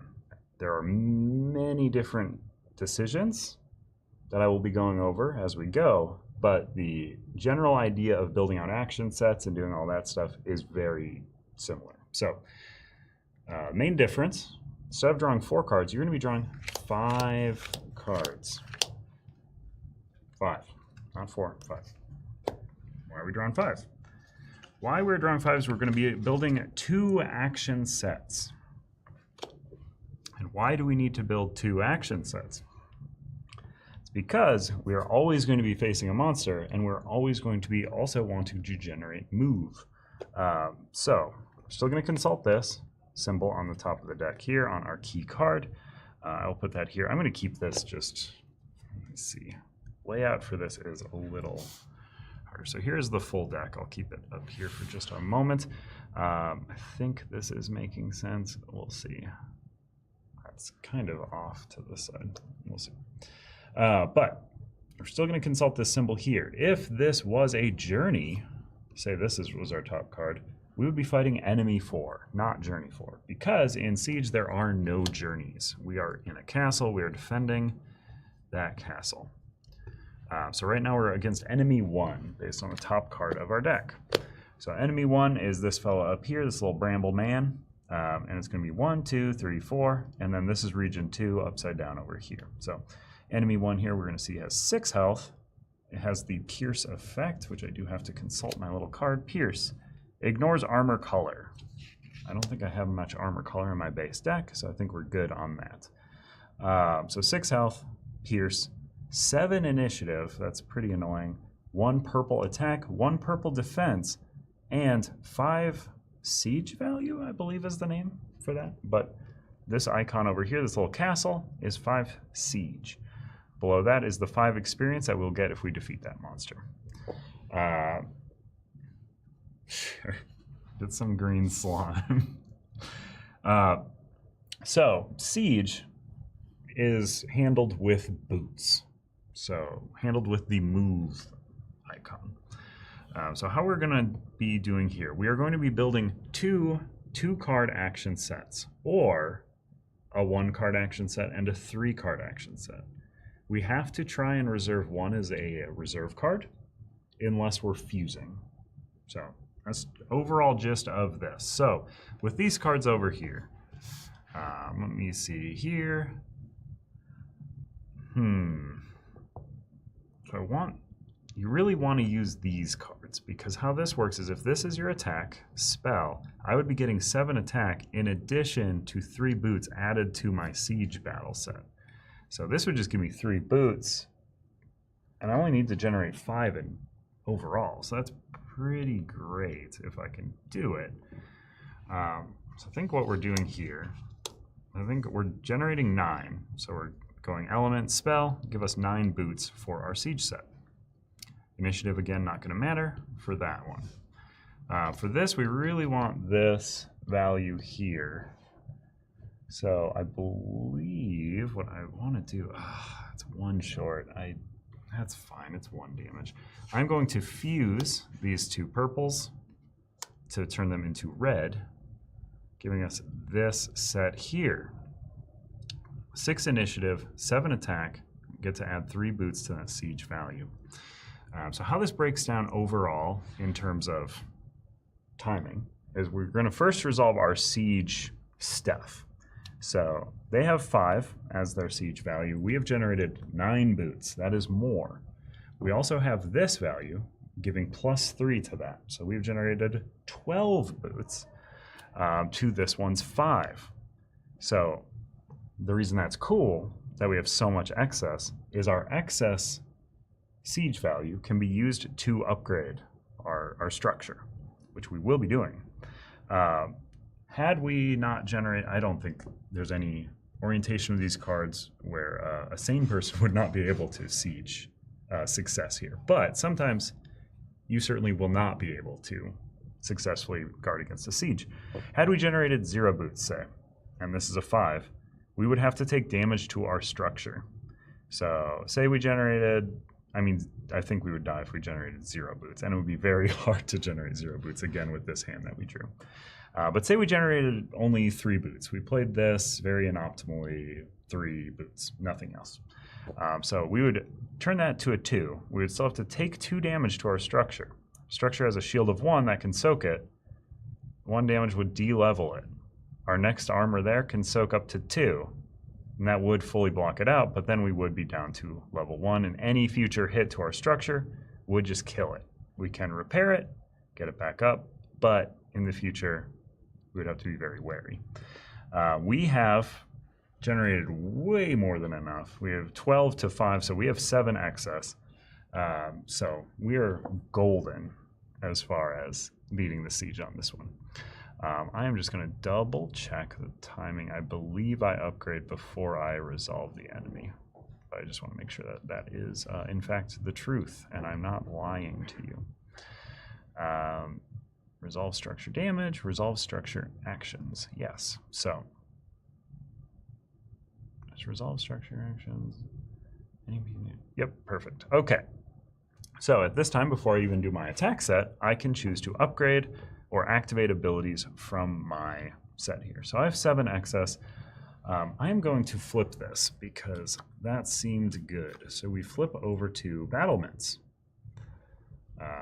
Battlements is going to take effect here. It's giving -2 to enemy initiative, which is awesome because that brings him down to 5, which actually turns this into a total victory. So again, this was fused to be red, giving us 6 initiative, 7 attack.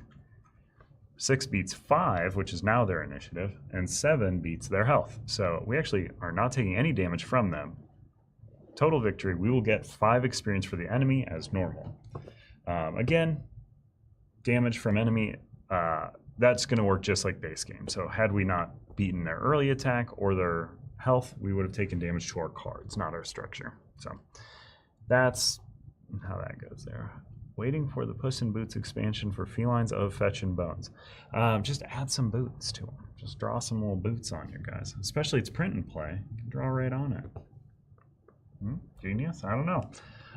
Okay, so we have 5 experience to play around with. So we can only level up 1 card. That's a bummer. I would love to level up 2 cards, but our costs are 4, 4, 3, 4, 3. And I think I really want to keep leveling up these besieged mages because, as you saw, this was incredibly powerful. So I want to level the counter attack up to level 3 there. For 3 experience, I have 2 experience remaining, but everything else costs at least 3. So these are all discarded because I didn't leave a reserve card. Full discard. Drawing it back up to 5. And our new... I am indeed flexing. I'm so good at this game. We have enemy 3 is who we're fighting now. Oh, man. Okay, this is a much less good looking set, I believe. Enemy 3 is the Owl Bear. The Owl Bear there has 10 health,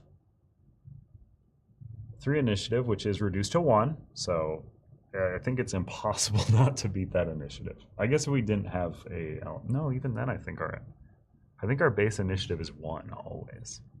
Unless I'm making that up. Joe, tell me if I'm wrong. But I'm pretty sure, even if we don't assign an element, we have an initiative of 1.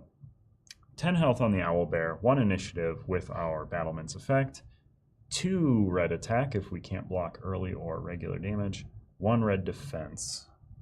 Oh, and the last one had purple defense, but we generated a red attack, so we were good on that. 6 siege value, 7 experience. 7 experience is great. 7 will let us level up 2 things. So now we have a new card here. So we want this to act as a boost. Because if we use this as a boost, we get both a boost to our attack and our boot.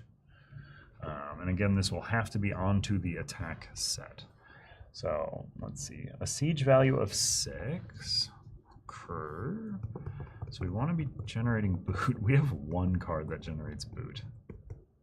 So I'm going to be building a strange action set here, which is honestly like my favorite part about the siege thing is these dumb action sets that you choose to build.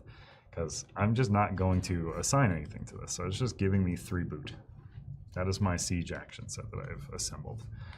With my other set here, so I want this to be a boost.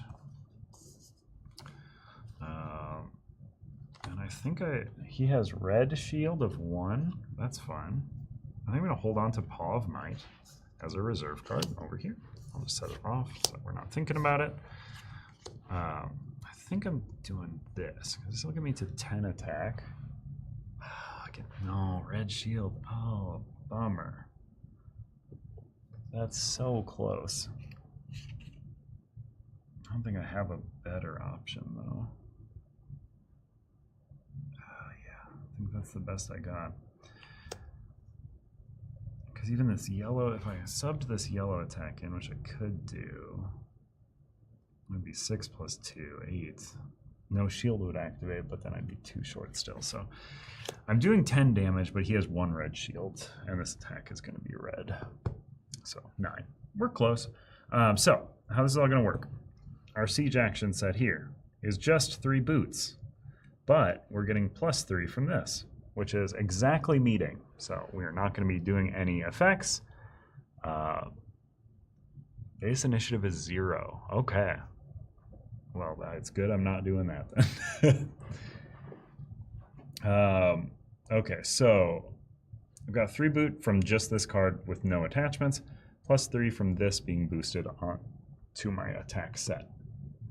So that gets me to 6, which exactly meets it. So I don't suffer any siege damage. I also have no excess to use, especially since my next upgrade costs 10 excess boot. Oof. 10, that's so much. 10 yellow. Okay. So I've passed the siege check. No upgrades. We're onto the attack set here.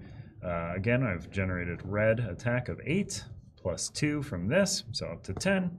1 red defense brings it down to 9. That is at least half, so I will get their experience. I will suffer 2 damage before that, though. And this is my reserve card, which can be used to soak damage. So everything can block out the full damage, so that's nice. What is the cheapest to get re-upgraded? They're all pretty okay. I think Nip or Nibble is what I'm gonna soak the damage with. That gets rid of one of my colored shields, which I think is fine. My final dragon is red attack, so I'm not terrified of that. Okay, so then I have 7 experience to mess around with. So I can upgrade 2 cards, or I can try to upgrade 1 card twice, I suppose. I think I'm going to keep in line trying to upgrade my besieged cards because they are, again, very powerful. I cannot upgrade that again for 5. But I have 4 remaining, so any of these are fair game. This one has a symbol, which I might want to just try and get off of this card. Yes, perfect. And I could... but my reserve card... No, that's not my reserve card. Oh, I'm so bad at this. This is my reserve card. I perpetually forget what I have set as my reserve card. All right. Beagle or bagel? It's bagel. Bagel. All right. There's my new 5 cards. Our new top card is going to be this guy here, Enemy 3, once more. So it is, again, the Owlbear. I mean, Dachshunds are great. They're weird long dogs. Oh, man. I can get 8 boot here. 8 boot's pretty dang good. But I would have to give up 7 attack to do so. Woof. I can either massively succeed on the siege, which I don't think is worth it. So I'm pretty much guaranteed to beat this guy's initiative. This gives me 4 boots. Huh. Yeah, this one's a thinker.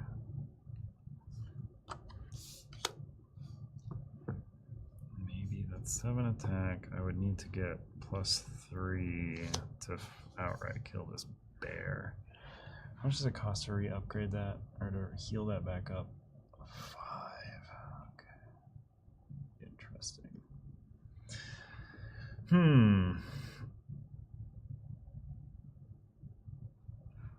Let's see.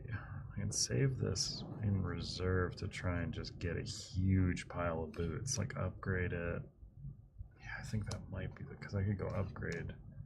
And then I could get this to its full level and try to gain 12 boots next turn.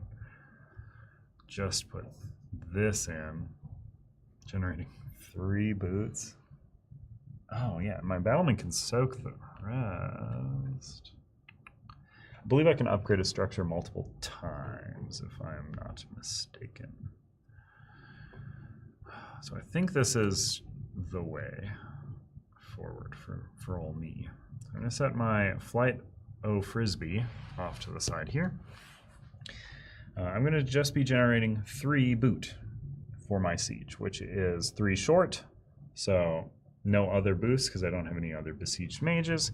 So I will take 3 damage because I did not beat the siege. So 3 boot against 6. I have 3 excess damage to take to my structure. So that is applied to the shields on my structure. So my shield on this upgraded side here has 3 shields, so I suffer it all there, which brings me down to that level.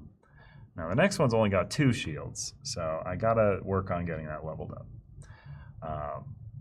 And I will go over how to level these back up in just a moment, because narrow victory might be a thing that we are worrying about with that. So back over to here, our action set now. We've paired yellow with this. Again, the Owlbear's initiative was reduced to 1 by our battlements, this is still active even if this is lowered in level because it's this top text box here.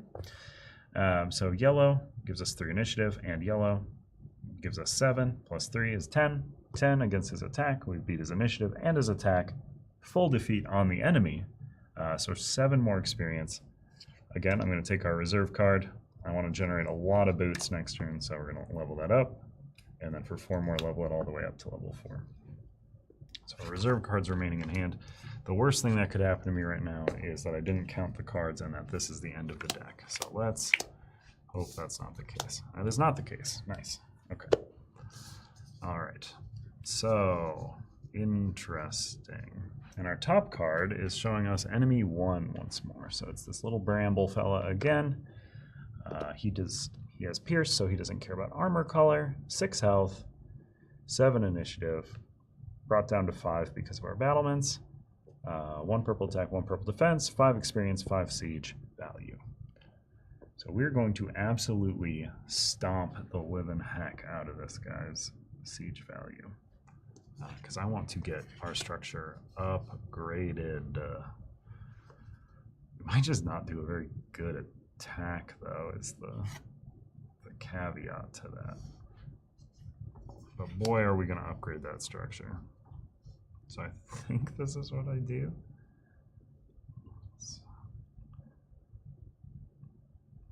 Yeah. Oof. That won't... No. That won't kill him or avoid early damage. That's bad. I shouldn't do that. His health is 6, so I want to deal at least 3 to him. Man. So let's see, I'm generating 12 boots just on that. So 12.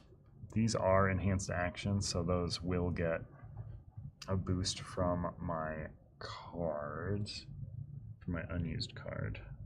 So it'll give me an overall spend. Right now, 12 minus 5, so I have 7 excess, plus whatever boost I don't use. I want to generate 15. I can't, though. There's no way. 7. I could take 2 hits from this guy and do it. Yeah. Is it worth it? What does this become? Oh, yeah, that's actually great. Never mind. Okay, so I will leave this as a reserve card. So how is it going to work? Yellow, giving me this. Plus, or it gets to 12 because it's enhanced. Plus 6 because this is my spell over here. So we're at 18. This color is matching that color. So we get to use our reserve cards boost as well. So we get plus 2. So that brings us up to 20. Yeah. So what we can do, spend 5, boost this up, spend 10 to give it a rotate. And then we're on to machicolations? Sure. But -2 to enemy and boss initiative, -2 to enemy and boss health. So now I have generated at least half, I believe. Unless I'm a complete fool. I've not beat initiative, so we're on to attack step resolution. So this is the only thing I'm caring about, is this 3 attack, 3 initiative. So initiative is not a win. His health is reduced to 4, though, because of this new thing, and 3 is at least half of 4, even minus the 1 shield he has. So, perfect. So I beat his health, or I've done at least half the damage, so I'll still take 2 hits from him for a total of 2 damage, which I will put on to Rain of Drool. Rain of Drool. It's taking that 2 damage. But then I get 5 XP. This was such a clutch card that I think I'm just going to put it on there to shore up. All right. Even though I would love to upgrade my reserve cards, but I actually think I'm at the end of deck now, is my guess. Enemy encounters have Oh no, that's bad. Oh, I've done a bad thing, I think. Maybe. I didn't. Oh no. Okay, let me undo this. So, range rule is here. Just want to make sure I'm playing it out right. Cool. And this was paired with that. This was paired with this. Perfect. Okay. So, by leveling this up, I have now given all enemy encounters a new effect, which is scary. So every enemy encounter has ambush. When you suffer early damage, double it.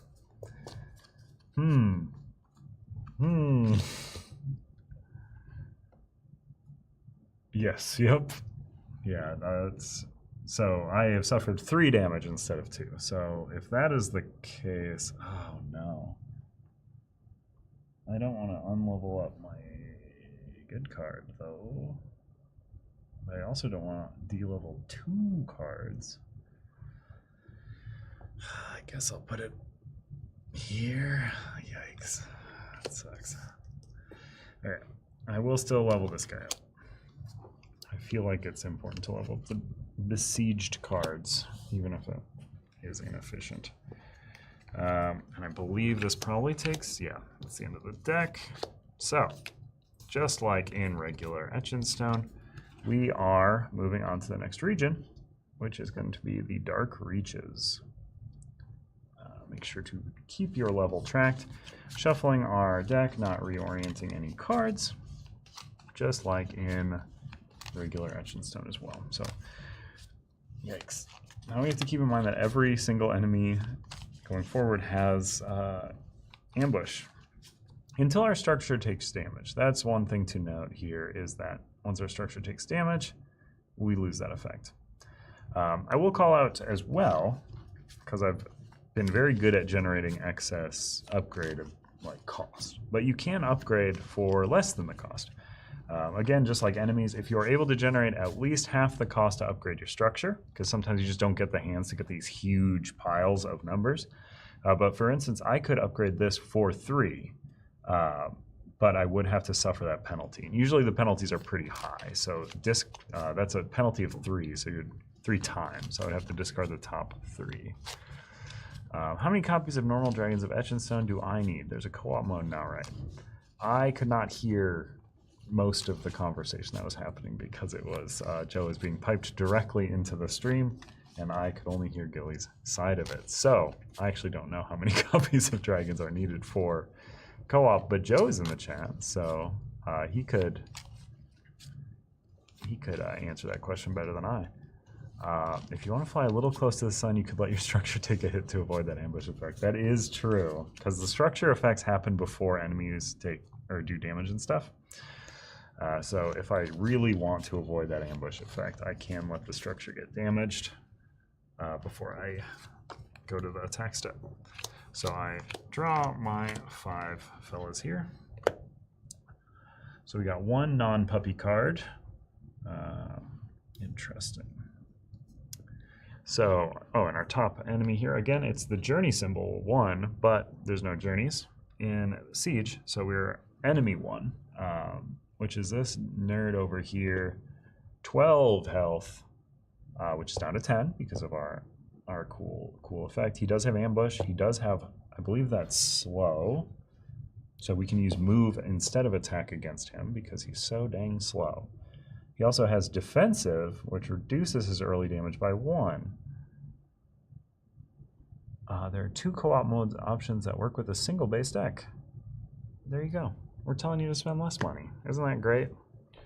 2 deck co-op with 1 base and 1 Northvale. Yeah, I think you'll just want Northvale if you're picking up this game, honestly, because Northvale adds so much. But listen to Joe on all these things. Okay, so he in fact has 10 health, 2 initiative because of our structure. He has slow, he has defensive. Correct me if I'm wrong, Joe, would that defensive ability trigger before or after ambush? Would it remove 1 from the doubled number, or would it remove 1 before the doubled, or would I get to choose? Just general timing question, I guess. 3 red attack. That is not lowered in any way. 1 red defense. 7 experience if I can beat him. 7 siege as well. Pretty good. Pretty good. Okay. So, let's see. And I can beat him with boots. And I have so many boots. This is a boot-heavy hand. 2 initiative is easy peasy as well. And I don't need to generate any more boots just because I'm already at high structure level and I want to stay there. So I definitely want to beat his structure. So what does that all mean? Beans.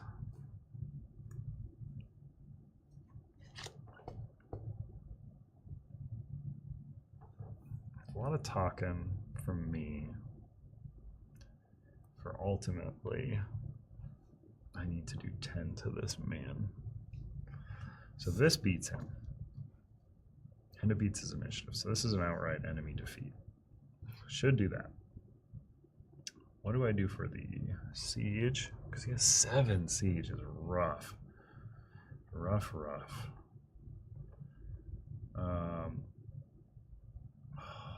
Woof.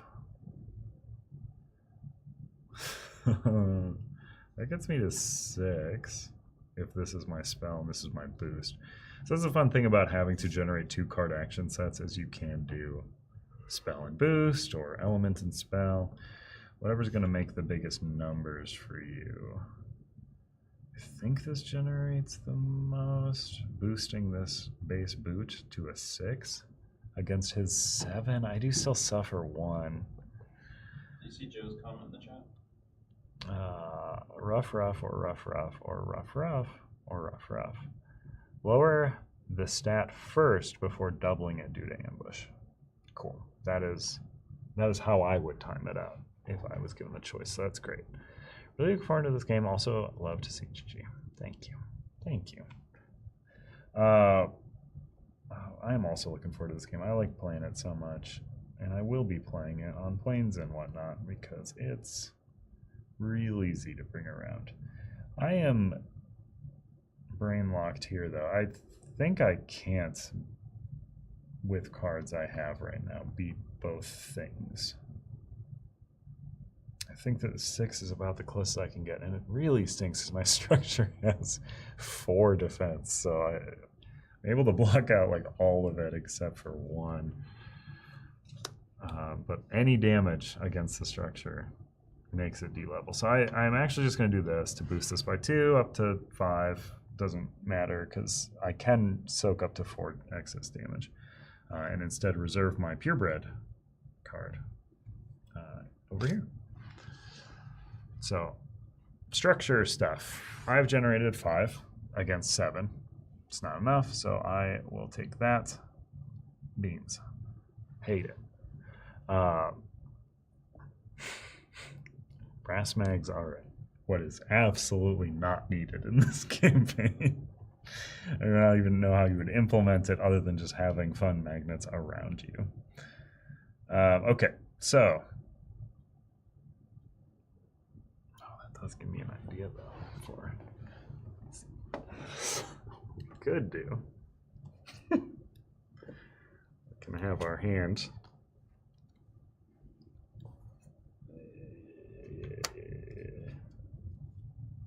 There we go. That is how you can hold a hand. Look at that. There we go. There's our top down. That's beautiful. I can put this right up in front of the camera and incredibly out of focus. The camera is focused on me. That's what we do for our brass mags. Just long sticks that can serve as your hands. So our structure has suffered damage. In fact, it has suffered 2 damage. It could soak up to 4, but any damage does D-level it. So it is down to its next one there. I do always happen to have a magnet around. Don't worry about it. So I am using boots against this man instead of attack. I'm running away from him so fast that he has died because I've dealt 10 damage against his 10 health with my structure. This effect, again, is still active as long as I am on it. It does not matter that it's D-leveled. So he has suffered 10 damage, and I did that all with an initiative of 4, which is better than his base 4, but it is even reduced to 2. So I have completely defeated him. My structure took a hit. And again, I will lose if my structure takes a hit on the lowest level. I should not put on a Furby costume.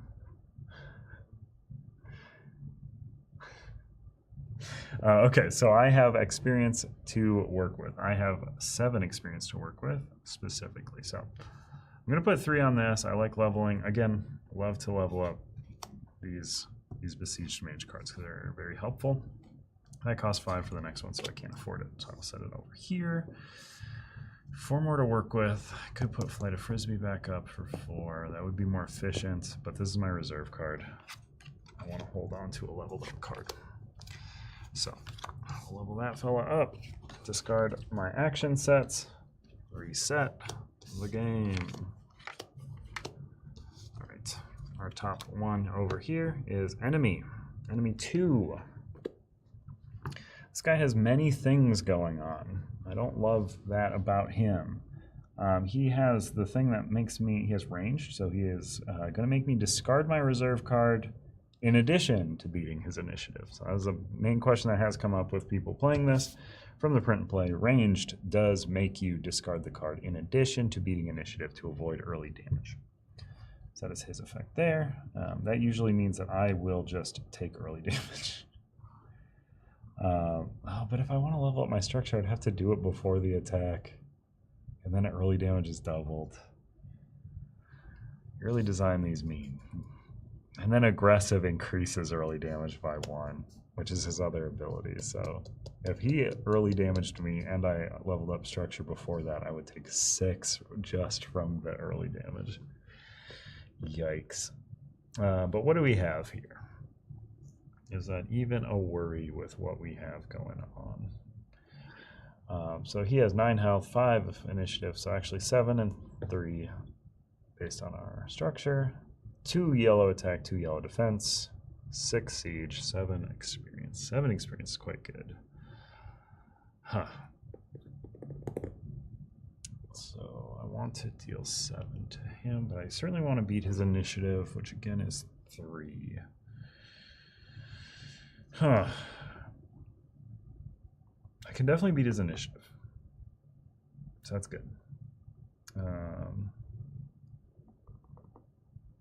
So I think what we're going to do, I think we are just going to buff up our structure. We're going to focus on that. So yellow is an element over here to get this 9 for our siege.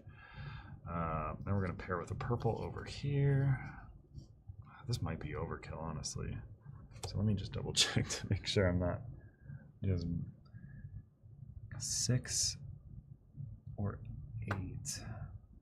Interesting. And this would generate me 9, beating the 6, leaving with 3 excess, and then I would have plus 8 from that. So I'd have 11. Yeah, be way more than enough to level up. Do I even need that much then? Probably. Yeah, I think so. I don't think there's a better orientation that I'm gonna see quickly anyways. I could focus on killing this man though. Let me see. What happens if I do that?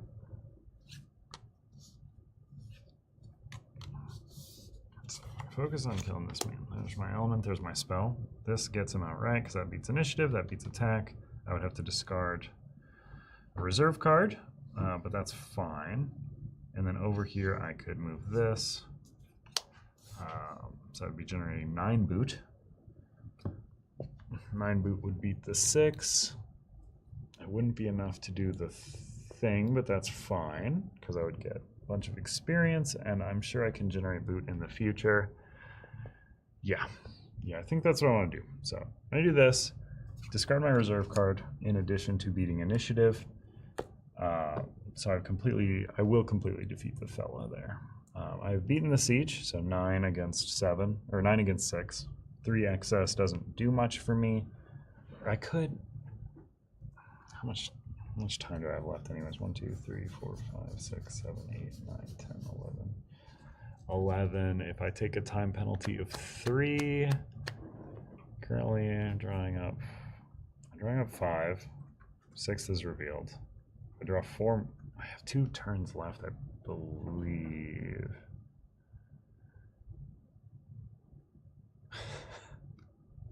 You can do that with your own chips. We'll just take some Elder Scrolls chips around with you. There's no reason to add chips. This would be a worse game with chips.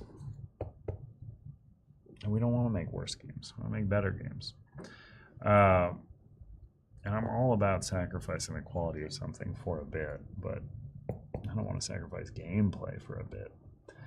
So I think this is the best. So I've beaten the thing there. No access to level up our structure. Over here, 6 initiative, 7 attack. He's got 7 attack and 3 initiative because of our structure. So I have completely defeated him. I discarded the card to avoid it. Level up with 7 experience. So we can level up 1 card, which is a bummer. But let's level up this besieged card again, because they good. They good. All right.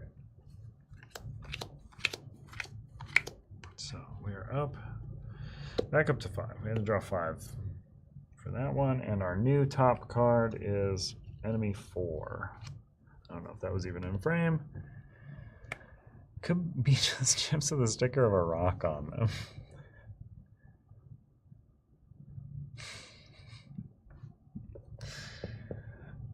Y'all just want excuses to spend money. Just go buy it. Just go buy a chip somewhere else. We have so many other games with chips. Okay, let's see. Yellow boot is good. Enemy 4. Enemy 4. Enemy 4. Enemy 4. Poison. When you suffer damage, you also suffer 1 damage next hand. I don't want that at all. In fact, I don't like it even a little bit. And I don't know if that matters because I don't know how much I can do about it. No. No. It's not going to happen here, Joe. But if I took early damage and regular damage from this unit, would I take poison twice? Or since they're totaled, would it just count as 1 instance of damage? I believe it's the second thing I said, but I'm just curious. I'm a curious guy. So we definitely want to generate boots. This guy's got 7 siege. We can generate 9 by pairing here. 9 boot, and it's yellow, which is good. Woof, man. How much health? -2. Oh, actually can get it. So what am I doing? Do I beat initiative as well? I do. This structure is nuts. Like, I feel like this one's crazy good. But -2 health and -2 initiative is super good and really helps a lot. So I think this is the good one. I'm just going to roll with it because I think I'm good. So generated 9 boots. They are yellow boots. So that is enough to beat 7 with 2 excess. Going into the upgrade phase, that leaves me with, it's yellow, so I have 3. I can use my unused boost as well. If you take initial damage and combat damage, that's 2 instances of damage, so 2 damage to take when you draw your next hand, if I understand the question. Okay, that was how I broke it down. Okay, that sucks, and I don't like it. So I'm good. I'm glad that I beat the enemy here. Total beat on the enemy. So the question here is 1, 2, 3, 4, 5, 6. 6 cards left. So I can upgrade the structure, but when I draw back up, it will end the round. I think I just want to drag the rounds out more, though, so I can level up a bit further. So I'm not going to do it. So no level up on structure. Over here, I've generated 8 attack with 3 initiative against there. With this structure, 1 initiative and 8 health. They have purple shield, which I have generated a red attack. So we are good for a total beat on them. So I get 6 experience. Let's throw 3 of it on my reserve card. And let's throw 3 of it. I like the variability of Trick or Treat. Reign of Litter, though, also seems quite good. What do you turn into?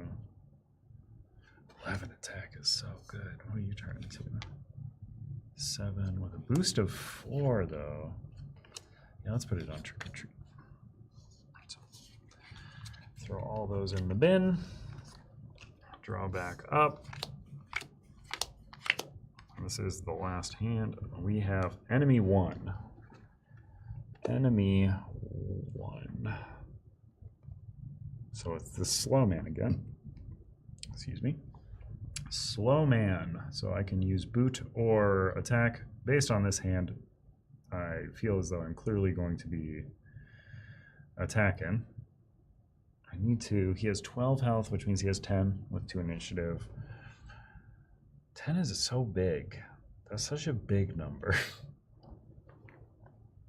I would love to level up my structure. He has 7 siege. My goodness, this man. I can do 3 plus 4. I can meet it. Okay, so what we're going to do, we're just going to do that same fun thing again here where we just have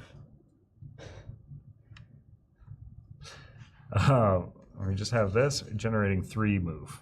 Just using it on its own seems good. Then we're going to have this 3 card action set, leaving this as a reserve card. So this is generating red and 4 initiative, which beats his initiative.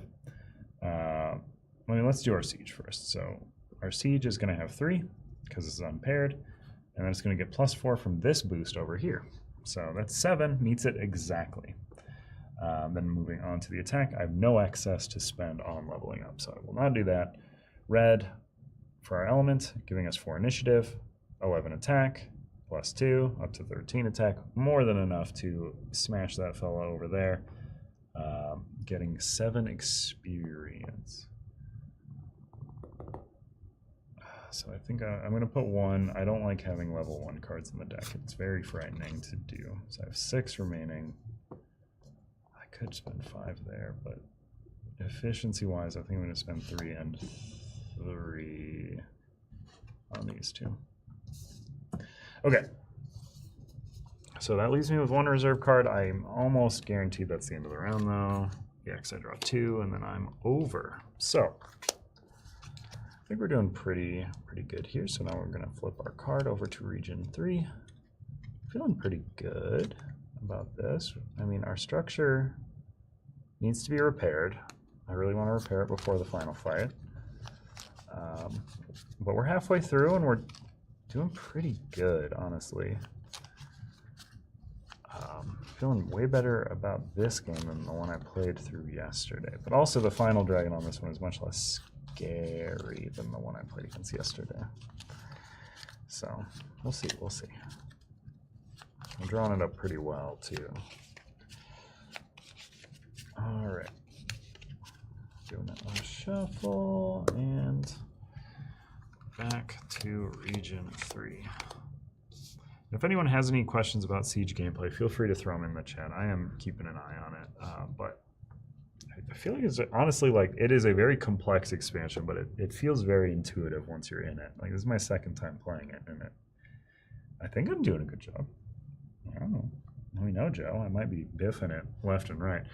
Well, I hate what's happening here, though. 4, enemy 4. Gross. That man has so many things happening. It also has a hardship, which I don't know if it's a hardship. Subtract my initiative from my boost. No, man. I mean, that's less punishing here because you don't usually have boosts unless I'm building out like a huge set. 8 siege. Okay, well, this is where it does start to feel quite bad, I suppose. So this man has 13 health. 13 health. Slow. Ranged. 4 initiative. Again, that's 11 health, 2 initiative. 3 purple attack. 3 purple defense. I've been kind of explaining the rules for Siege as we're going here. But essentially the structure is like the big new change. And that is just you are trying to generate 2 action sets. You're drawing 5 cards each hand, generating two 2-card action sets or a 1 and a 3-card action set, leaving 1 card in reserve.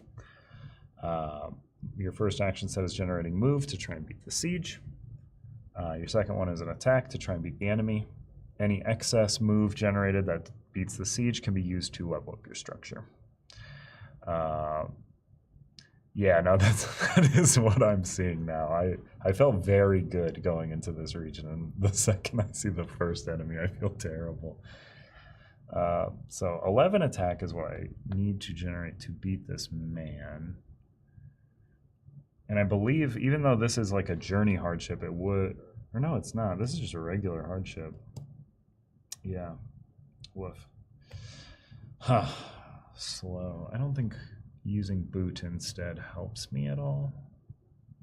No. If I want to outright beat this guy...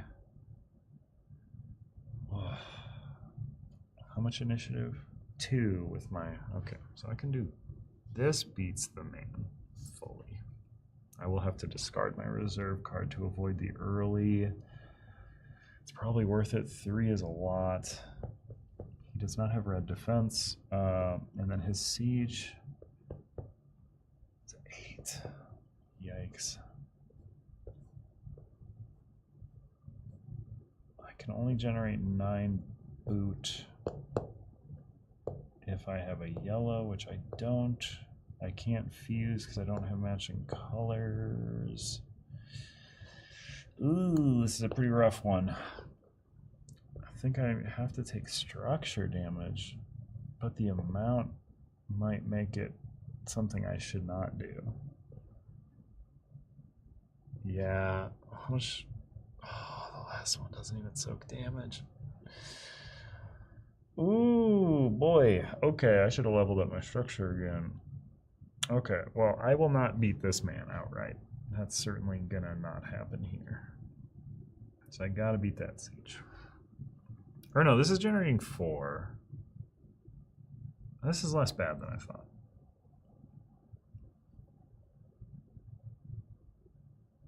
So I have to minus boost from initiative, or minus reserve card from boost. I don't have any boosts, and I won't, so that's not gonna be a problem. Right, that's how it works. Subtract your initiative from your boost. Yeah, that's fine. Okay, so yeah, I'm just gonna pair this with anything. Honestly, what do I want to hold on to? I want to hold on to Mudsling. So reserve card, hot as fur. And then I do discard it if I want to avoid it. So this is beating him outright. It is. Oh no, I'm not using it for that effect. So it doesn't do that thing. I'm lying. Yeah, so I think I do this instead. During 8.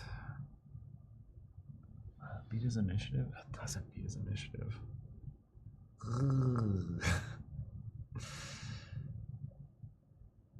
Oh boy. That's a thinker, man.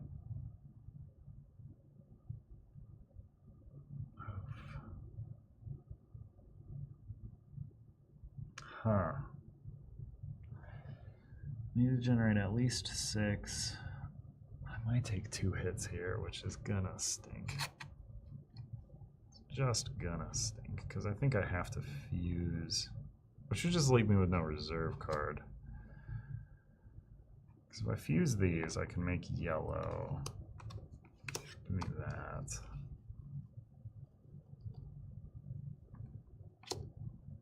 And then this, I don't think this really... Yeah, because if I boost it up, I'll mess it up anyways, because I'll minus... Or no, I don't have initiative. No. Ooh. Interesting. Giving me 1 initiative doesn't beat his anyways. This gives me 6 attack. I'm not going to think it over much more. So 6 attack is at least half. So I am going to get experience. I'm going to suffer both attacks from him though. for a total of 6 purple damage. But before that, we've got structure stuff happening. So we've got 9 boot against 8. Gives me 1 excess. 1 excess is not enough. Yeah, Machicolations seems very strong as a structure. CTG cards are waterproof. You can play this in a pool, which is a great idea. This one's even more pool playable than any of our games because neoprene's the only one that like needs to be dried out. Take these PVC cards into a bath, and you got yourself a stew. Because what is a bath but a person stew? You know, you just shouldn't drink it. Okay, so 9 boot. Because I have fused to make yellow, so I beat the siege, which was important because I'm very scared about my building getting hit. After that, I am over here. I am generating nothing. This gives me 1 initiative, which doesn't beat his initiative. 6 attack because it's paired with nothing.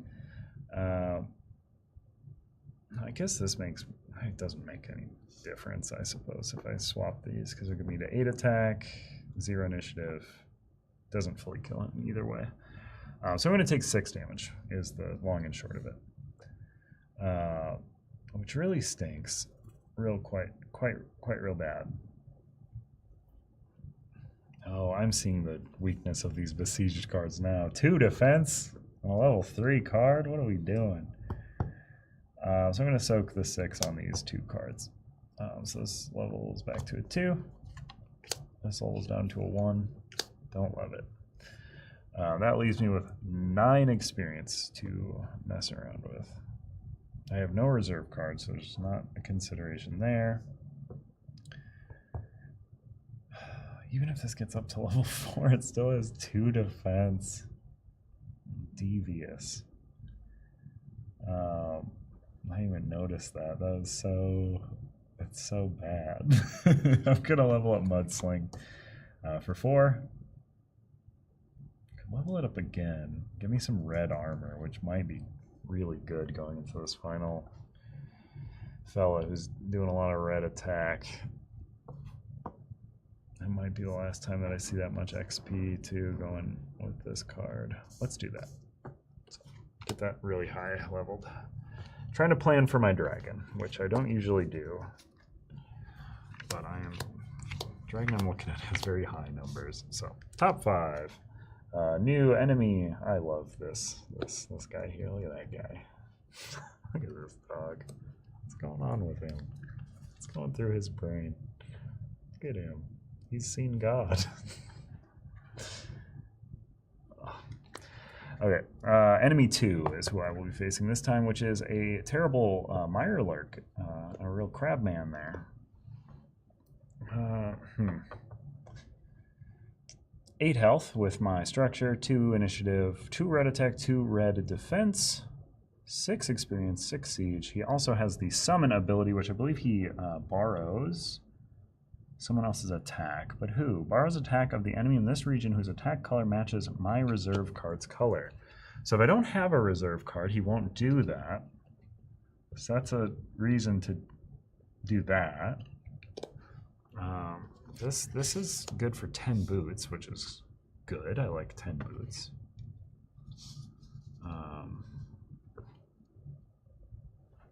And this man himself has 8 health after my structure ability. Man, oh man. It was so close.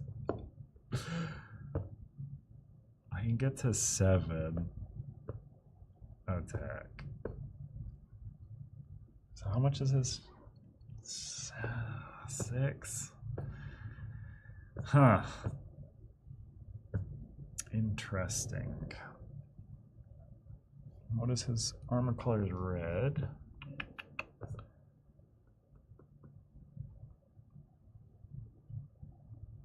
I'm doing so many mental backflips to try and make this work. It's like,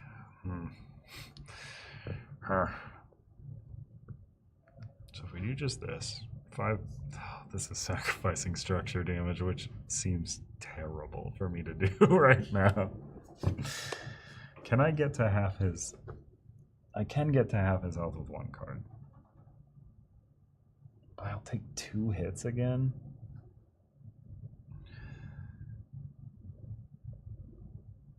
I don't even know if I can get to half his health either, because when he borrows attack. So if I did that, that would leave me... Just put me at 10 boot, beating his 6 boot, which leaves me with 6. It's enough to level up my structure, which is... These are the tough decisions in this one. Because I could do this. This is going to be 12 boot. So I'd have 6 excess. I don't even know if I need to do that, though. No, I don't. So I'll have this reserve card here. But that means he'll borrow 3 attack. Oh, this is devious. Devious stuff. Do I just fuse that I have no reserve card? Because that feels bad. Huh. I'd have to fuse a card I like. All the options are so bad.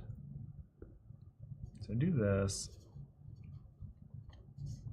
Paired this here. Leave myself with blue. I only had 2 to the attack.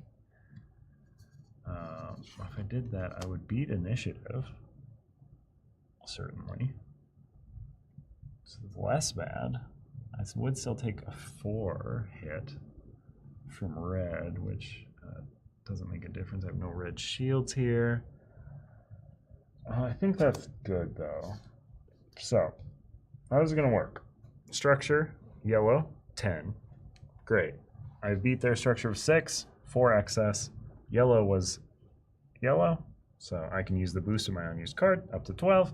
And then 6, so 6 minus 6 is 6. So I'm going to level up my structure. Bloop. Back up there. Okay. Enemy encounters now have ambush again, so that is something for me to keep in mind. Not here, though, because this is my element, giving me 6 initiative. I do beat that man's 2 initiative. Good. My 7 attack, however, does not beat his 8 health, which stinks. And he is borrowing the attack of the blue enemy. So that is so an additional 2. So 4 red damage incoming before I get my experience. 4 damage. Is there any reason for me to care about blue shields right now? I don't think so in specific, but I don't love to de-level my reserve card. So I'm going to de-level this and this, as much as I hate to do it. Making 2 level 1 cards. Yikes. And that leaves me with how much experience? 6 experience.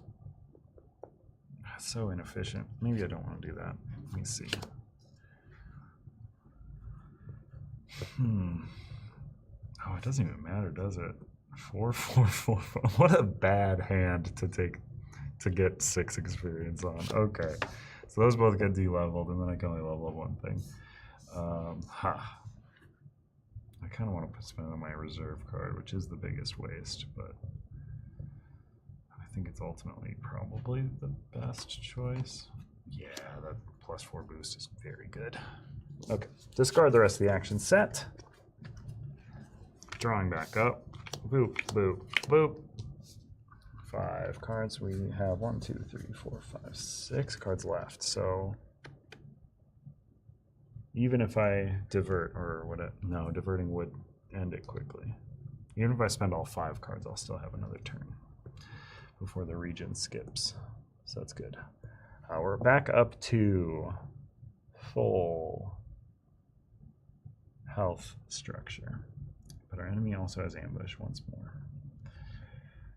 Okay, so, what is our enemy? Enemy 1, based on that symbol on the key card. So that is this Knoll, I believe, or what these fellas are called. And he has Fortified. He has armor equal to the region card, so region 3, against my initiative. Ignore if boosts background color matches this enemy's armor color. which it won't, because this is what I want to use as my boost. Maybe, I guess. I shouldn't speak too soon. Defensive is reducing his early damage, though. Okay, so he has yellow shield. He's going to have 6 health, 3 initiative with this.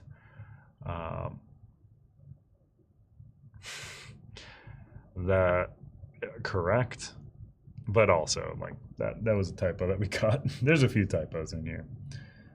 Bree put these together very quickly, so some of them have typos here and there. But I believe the version you would download right now isn't even called that, because I caught that day of. Or actually, Liz, our new proofer in the design and development department, caught that right away. Let me see here. Null. So I'm trying to do 6 damage, beating a 7 siege. 7 siege is... Oh, boy. Really? Well, I think this is the first divert of the game. Oh, a divert's not even going to do it. This is... I'm very glad I leveled up the structure, because I got no dang boot. No dang boot. So it just means anything I put will just count as 1 boot, if I am correct. Yes, Joe. Correct me if I'm wrong, but I believe if I assign a card for the thing that it is not, it will just give me 1 of that thing. Which I can boost to 5 if I use this as a boost. Which would only be 2 excess, which wouldn't be the worst. Okay, that's fine. Because otherwise, I go bop bop bop bop bop bop bop. Boom. And then, well, who do I want as a reserve? Probably. Yeah, was it the level 2 is F matted for. I'll probably leave the matted fur as my excess here. Yeah. Cool. All right, so yeah. This Paw of Might is serving as my boot for a total of 1 boot. Which is pretty bad, but I do have this as my boost over here, so it's giving me a +4. So we are at 5 against a 7, so 2 gets soaked by the armor, so it's very good that I upgraded. No excess, obviously, because we just took a hit. And then that has been resolved, so we're on to our attack set. We have generated 8 attack plus 2 from our boost, so 10 attack against our enemies. 8 is not a yellow attack, so no defense acts there. Fortified, or initiative has beaten their initiative as well, and then fortified is what again? Armor equal to the region card. So he has 3 armor against initiative. So his initiative is actually 8 minus 2, 6. I've matched that with my 6. So we are good there. Just make sure nothing's happening here. A lot of things being said. Okay. All right. So we are good. We have beaten his early. Have we beaten him? I believe so. We did 10 damage. Yes. He is fully defeated. No damage from him. Just damage to our structure. I feel like I'm doing a good balance of damage to structure and damage to me, which I think is the intent here. I think I need to put it all here, even though I love to put it on the reserve card. +5 boost is so tempting, though. But that Valiant Defense, am I not even in region 4? So yeah, I'm going to put 5 here. Level that all the way up. I'll discard the rest. Keep my reserve. Onto the last of region 3 here, I believe. Because yeah, we have 2 cards remaining. So we could even divert once if we really need to. Enemy 3 with night travel. Oh, man. So enemy 3. Enemy 3 is the Snake Man. We fought every enemy in this region, which is fun. That guy's got +1 early damage, which I don't love. With the modifiers from my structure, he has 9 health, 4 initiative, 2 blue attack, 2 blue defense, 8 experience. 10 siege is the real sucky part here. How much health? 9. I think I'm... Oh, no. I can fuse and be great, and I'm not terribly worried about not fusing. Right? How much? 10 siege is worrisome. So that's my boost. Oof.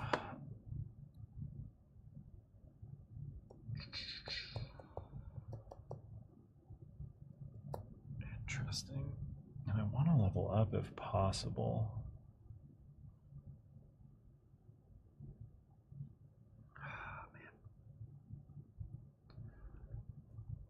If I fuse, I could get to yellow.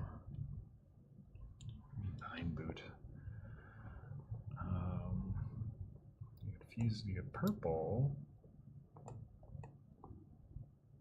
Be 5 and 9. Interesting. So if I fuse these, let's say fuse those to get purple. Okay, gives me a 6 initiative, which would beat his. That would give me a 5 and a 9. And I could just do this over here, and I could do this as a boost to the attack. Which would give me a 9 attack, which would beat his 9.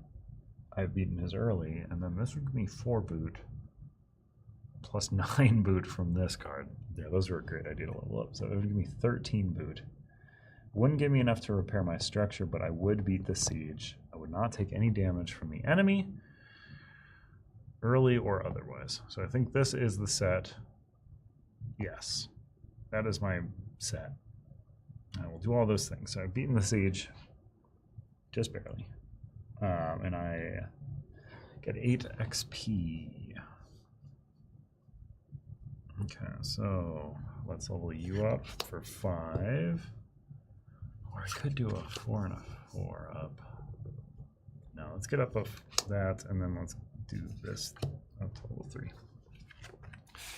Trying to get rid of all the level 2s. And then I draw 1, 2, end of region. Boop. So we're going to shuffle these fellows back up as we head into the final region, Region 4, Wild Steppes.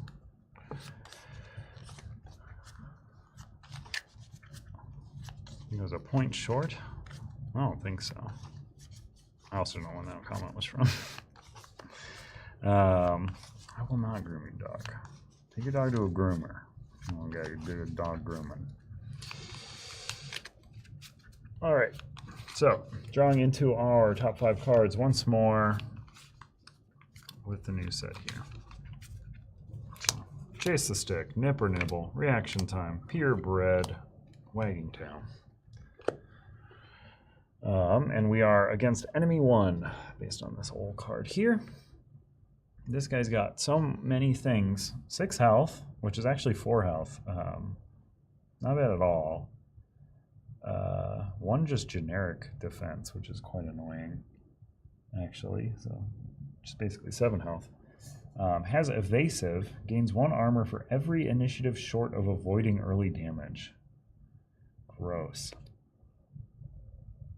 And then adaptive, armor gains the same colors as your spell and boost. I assume that's still just for my attack set, Joe, or would that be for either set? That is my question. So 7 siege, 6 experience. I need to generate many things.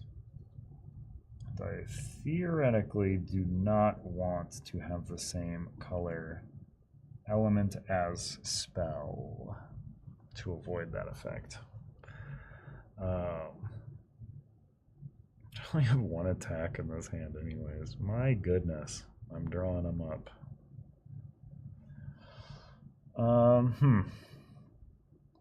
7 siege though is quite manageable. So you can easily get to 10. 10 yellow. All right.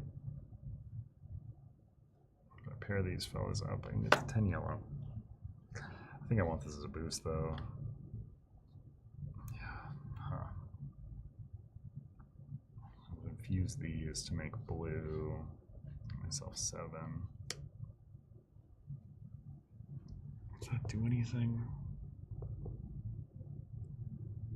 Ugh. That would get me to 10 initiative. It's not even enough. Yikes. I think I divert here. This is rough. I'm going to keep hammering the rough bit. I think it's good. I'm going to discard pure. That boost is huge. I'm going to discard this. I want to level up this level 1 card. Ugh. He's doing yellow damage. Does he have anything that increases his damage? No. So most of them are going to take 4 damage from him, which isn't the worst. I could soak it all with 1 card. Card that I wouldn't like to soak it with. Sure. Yeah. I won't divert. I think I'm just gonna take my lumps.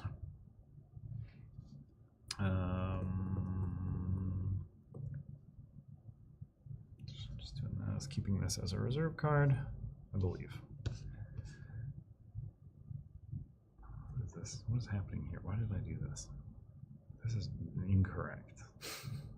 I do that, I think. Confuse? Is that what I was thinking?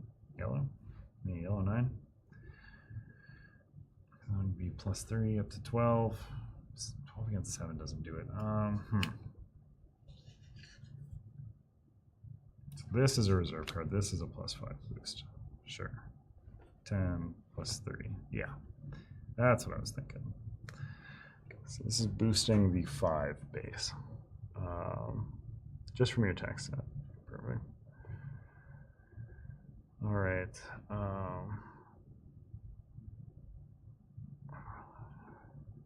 Gotcha. Okay. So we've done this here.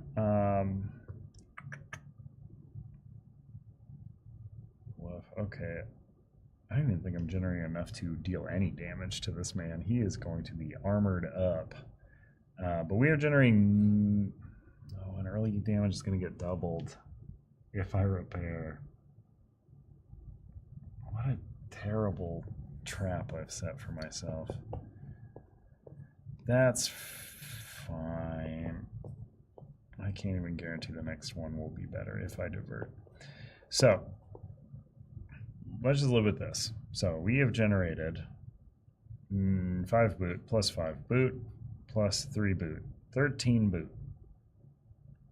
13 beats 7, leaves us with 6 excess to repair our structure and give enemies once more ambush, which I hate.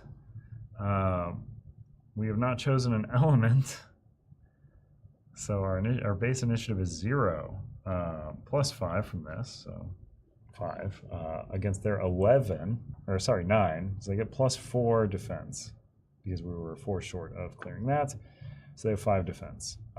Their defense is the color of our spell and boost. It doesn't matter, we don't have a color to attack here because we're not assigned an element.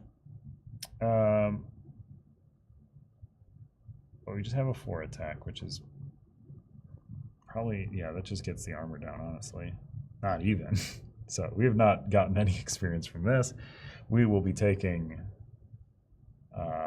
double damage from the early attack because they have ambush, so 4, and then an additional 2, so a total of 6 damage.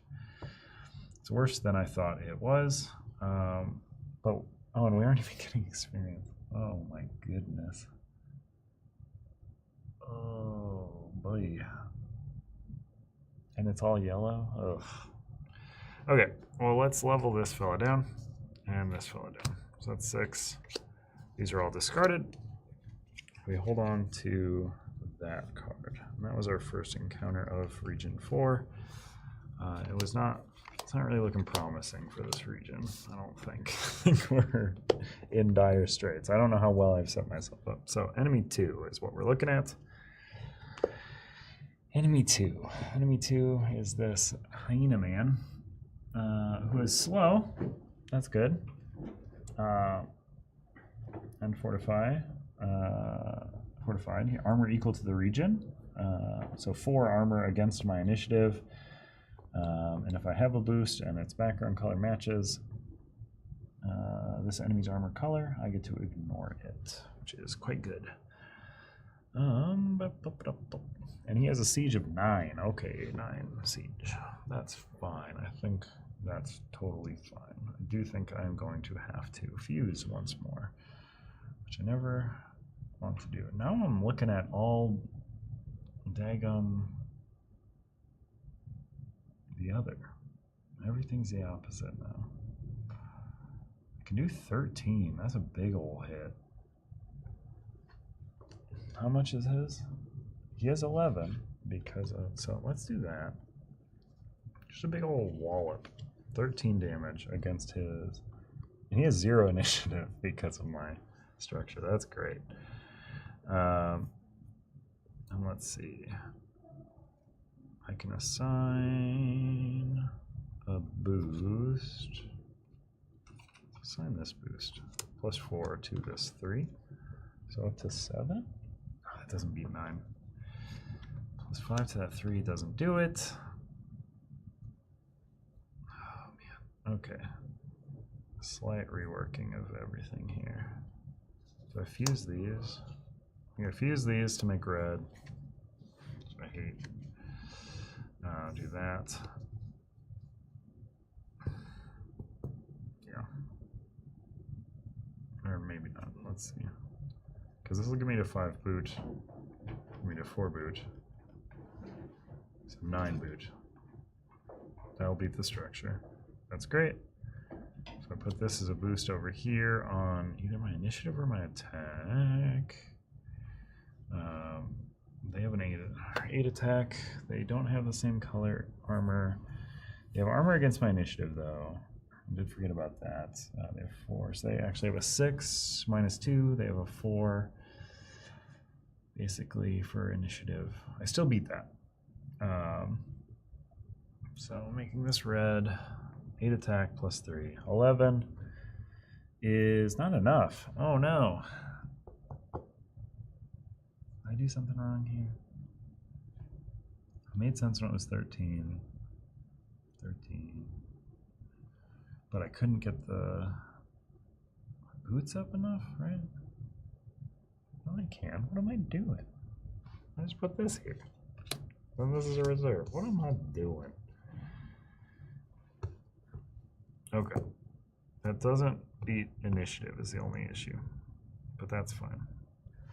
Right, because this is generating 5 boot +5. So 10 boot off of that alone.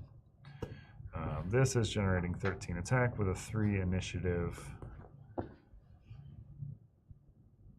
And he has 6. So, or 4. So 3 doesn't beat it. He does get an early attack off on me. My structure is undamaged though, because I've beaten his siege values of 9 with my 5 +5, 10.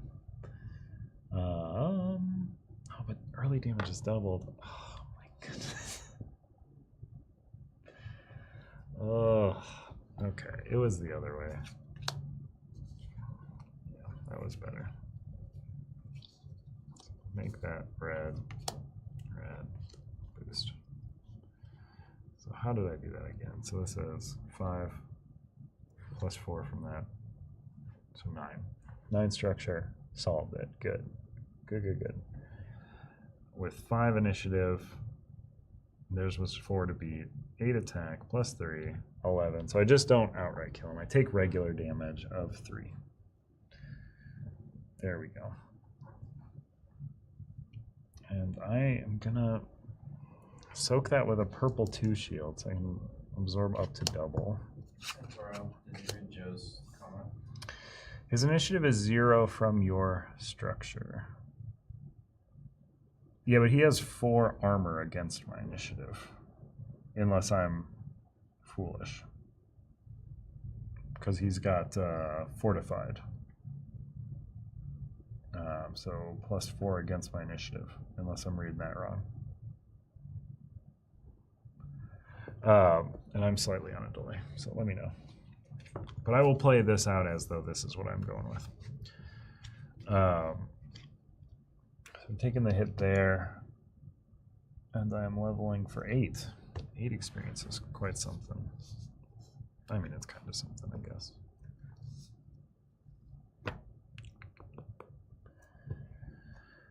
So I'm definitely going to put 2 here, because I don't like a level 1 card anymore. I can't level up 2 things anymore anyway, so I'll level up counterattack to level 4. Wow. Love it. Your structure takes a... So you can do 0 initiative, even with the armor against initiative? Armor equal to the region card against your initiative. Ignore if boost background color. It doesn't fortified count only against initiative? Or is that against the attack? I'm just making sure.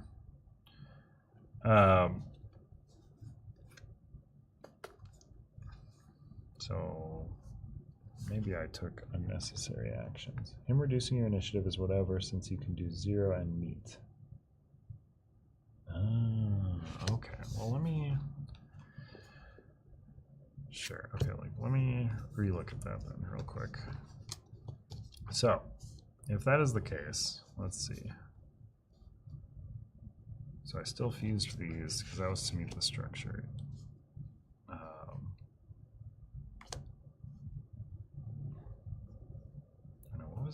What was my alternate there anyway? So I was generating 10 boot. This was generating 13 attack, and then this was a reserve card. This was 13 attack, which would outright kill him. And then this was generating 3 initiative. Oh, so I had an initiative of 1. Or no, I had an initiative of 3. And he has an initiative of 0. Okay. Yeah, so this is a better hand. So I take none damage. None damage. Okay, cool. And I also get to keep a reserve card, which changes a lot of things. Maybe not that many things. I will level up the reserve card because, again, I don't like level 1 cards. No, yeah, I'm going to still level up the counterattack to level 4 because it's very good. And I want tail. Draw 4 cards. Still have time left here. 1, 2, 3, 4, 5, 6, 7. 7 cards left. Okay, so I've got at least 1 round left. I'm facing enemy 3 based on my key card, which is, I'm just facing every unique enemy, which is very interesting. Gargoyle Man, who has many effects as well. All of these things have so many effects. They certainly don't have no effects. When you suffer early damage, discard your reserve card. Don't love it. Defensive deals 1 less early damage. 9 health with my structure. 3 initiative with my structure.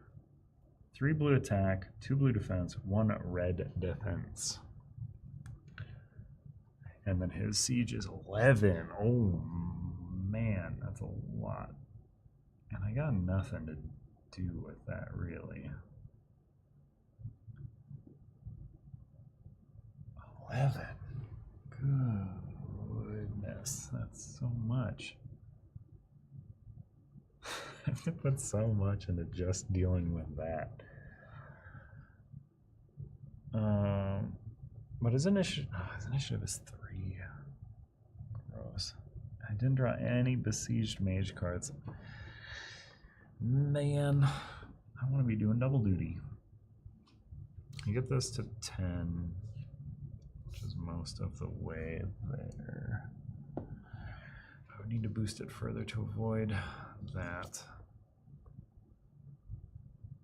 Yikes. How much is his health? 9? I have to do at least 5 to get anything, which needs to be 2 cards. That card can get 4. Oh, man. I don't want to give up 7 experience.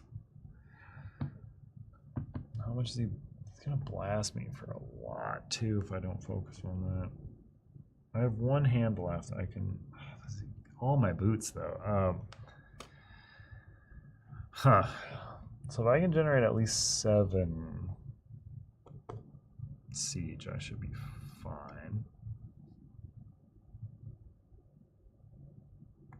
But this also doesn't do that well. Gross. 7 attack is at least half. 1 initiative does not beat his initiative. 4 attack doesn't do it. This is a terrible hand. Just awful. So that does something. I mean, this would clear up this, I suppose.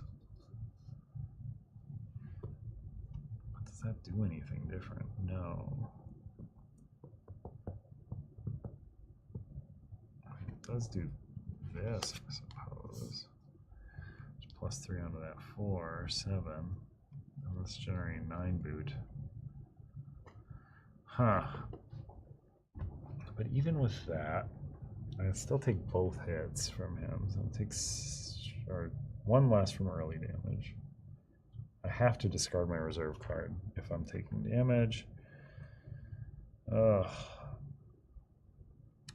So it's not great either way. Interesting. Huh.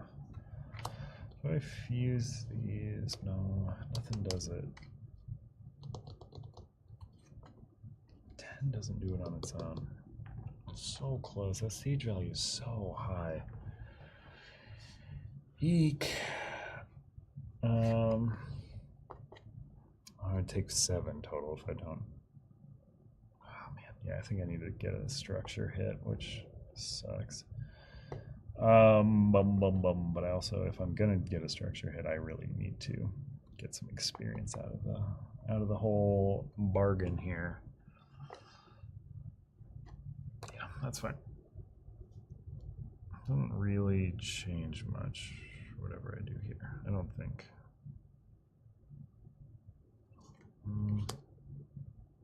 So I guess I could fuse these to make yellow. Throw them here. This feels insane. Does this do anything? +4 onto that 4. Not really. If I stack it differently, though, that's not enough. Yeek. Yeek.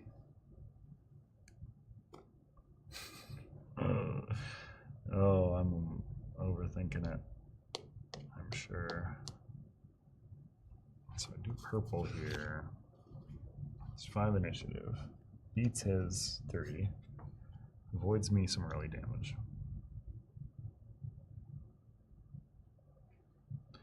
Then I can go 5 boot +4 boot off of that. I can set you over here as a reserve card, which will be discarded, which doesn't really matter, I guess. Just moves me through quicker. But I would get experience if I do this. I'm not making an attack that cares about his armor.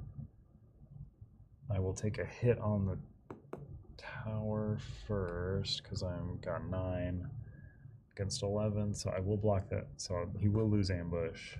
Okay, I think this is it. So do this, 9. I'm generating 9 boot against 11. 2 gets soaked up by the structure. I don't love it, but that's the reality we live in. Over to here, I am generating 7 attack with 5 initiative. That's the long and short of it. I've beaten his initiative, so I avoid early damage, but I do take 3 blue damage. 3 blue damage. Going where? Going where? Probably on magic. I don't like it. Maybe wagging tail. This is variable, which is nice. I'm gonna get 7. I currently don't have a good way to use 7, no matter what. Woof. Huh. Okay. Let's take it on wagging tail. Down level 1. Level up my reserve card, which was not discarded because I didn't take early damage. Right? Because that's how ice when you suffer early damage. Yeah, I avoided that, so I get to keep my reserve card. Nice. That's what it was all for. What's up with the dog theme cards? Those will be for the Siege expansion? No, Siege expansion is just the structure stuff. The dog stuff is a free print and play version of the game that you can pick up over on the campaign right now for free. But by demand, it has also been made a purchasable product. And it features backer submitted photos. Or just user submitted photos. I actually don't know if you had to be a backer to submit a photo. It looks like someone got you there too. But yeah, it's on the campaign as a thing you can pick up, or it's free print and play right now if you just want to check it out. But obviously the print and play will not be on PVC unless you are set up to do that, which I can't imagine you would be, but who knows. Enemy 4, this is like I've set it up so that we can face every enemy, which is unfortunate because I don't want to face this enemy because it has 3 icons. It has range, so we'll have to discard a reserve card if we want to avoid early damage. It has piercing, so damage is not going to care about armor color, and then it has that thing that makes its early attacks deal 1 more damage. And then it has 10 health and 4 initiative with the structure effect. 4 red attack, 1 red shield, 1 yellow shield. Okay, it's going to be quite hard to outright kill them. And then how much siege? 8 siege. Okay. And we don't have any besieged mage cards again, which is rough.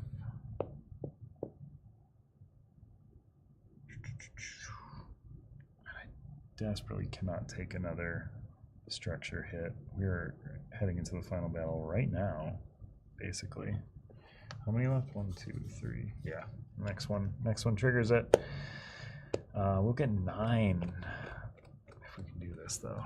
9. Oh man,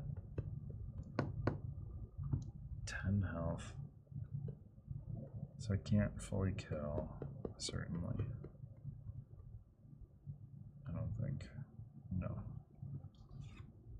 That does 8. Which will be at least half. Boots. 4. You level 1 card. Would this dodge early? 4. Yes. I would just have to discard a reserve card, so I couldn't fuse if I wanted to do that. But I need to generate many boots, which this is not currently doing. So I could do that. Generate 7 boots. That's 8 attack. 7 is 1 short of avoiding siege there. 5. 5 is at least half. I will take double hits though, which would be 9 damage. Okay, I'm gonna divert. This is terrible. This is an awful thing that I'm struggling with here. So I'm going to trash this because it's not aligning with anything in hand. To divert, we discard a card, discard the key card, top card's your new key card. So enemy 2 instead, which might be worse. Who knows? I think I knows, and it does appear to be worse. So that's cool.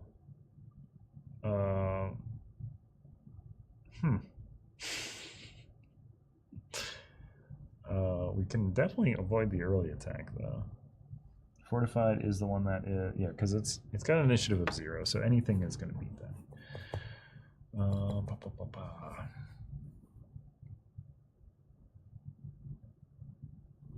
Let's see. I desperately don't want to go into the final fight with the lowest level structure possible, which might be the case here. Oh no.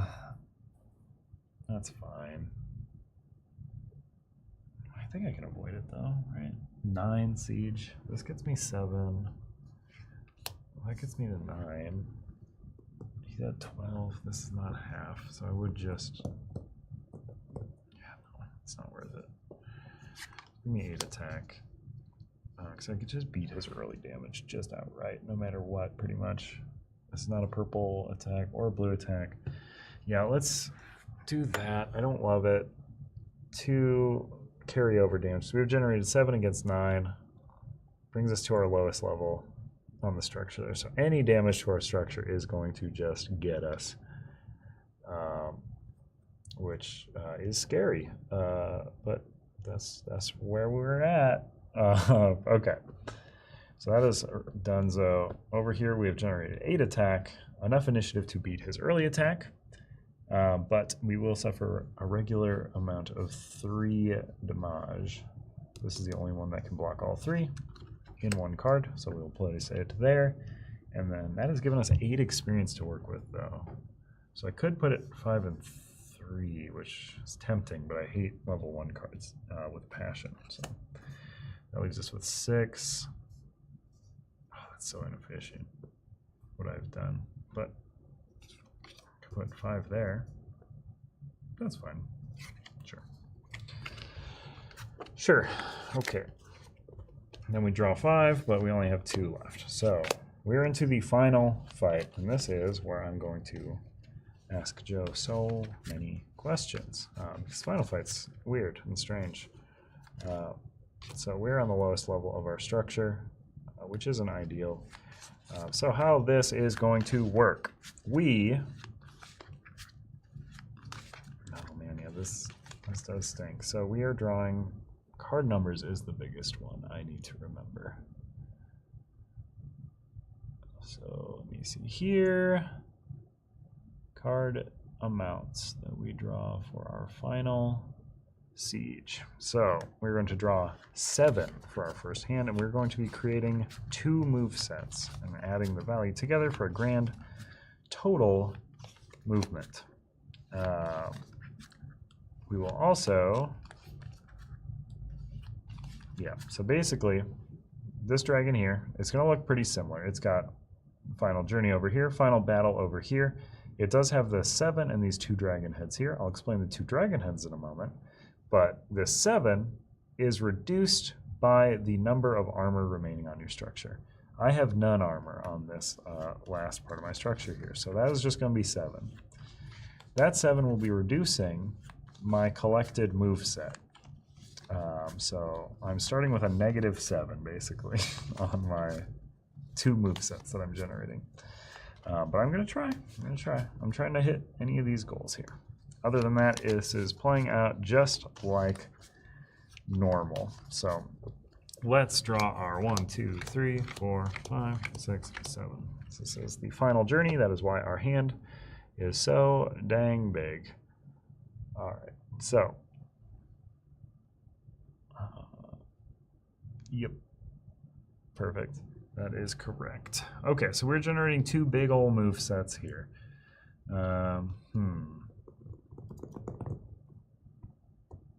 Interesting. So 10 yellow is quite good, but this is also quite good as a boost. Or 10 walking. Red boots is the boost here if we can do it. That's probably not worth it though. So into purple. Purple boot here gives us 9 boot, which is good, but it might not be the best. So let's see here. I know this is the best, so I'm just gonna fuse, I'm just gonna fuse these 2 together, I believe, to make yellow, because that's our only yellow card currently. So give us 10 boot, plus 4, 14 boot. Sure, I think that's good. So this is purple, giving us 9 boot, plus 4. If we swap these, it's yeah. So 9 plus 4 is 13 for those boots. And then over here, I believe we also have 14. Yeah, so this is fused to make yellow. So 10 plus 4, 14. So 28 across the board, -7, 21. We have hit our dragon's second goal. So we will be suffering a time penalty of 4. So we mill the top 4 cards of the deck. And those are discarded, along with our 2 action sets. So far, okay. Draw the remaining cards in deck. So 1, 2, 3, 4, 5, 6, 7, 8, 9. This is going to be a bit different than the base game as well because we have so many cards left. That is because our base deck had 20. So in general, your time penalties are going to be harder on you in this game than they would in other ones. Because there's more cards in the deck. 4 to be specific. The 4 Besieged Mage. So let me just double check on how the timing on all of this phase works. But I believe we draw our final hand for the final enemy here. We are going to, as the dragons near the tear, Ether becomes unstable and the final enemy starts casting counterspells. So counterspells, I'm going to care about these little dragon heads over here. So we cared about this little 7 siege over here for the journey part.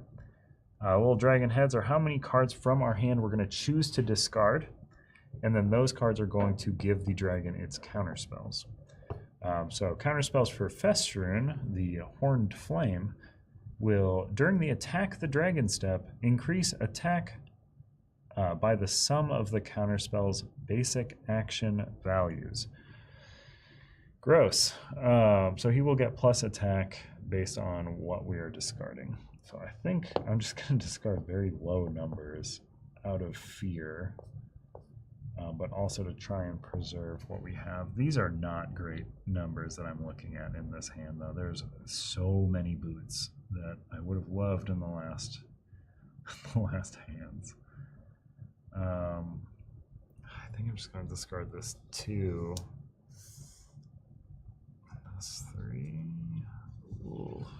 Gives me no yellows to pair, which might be a bad idea.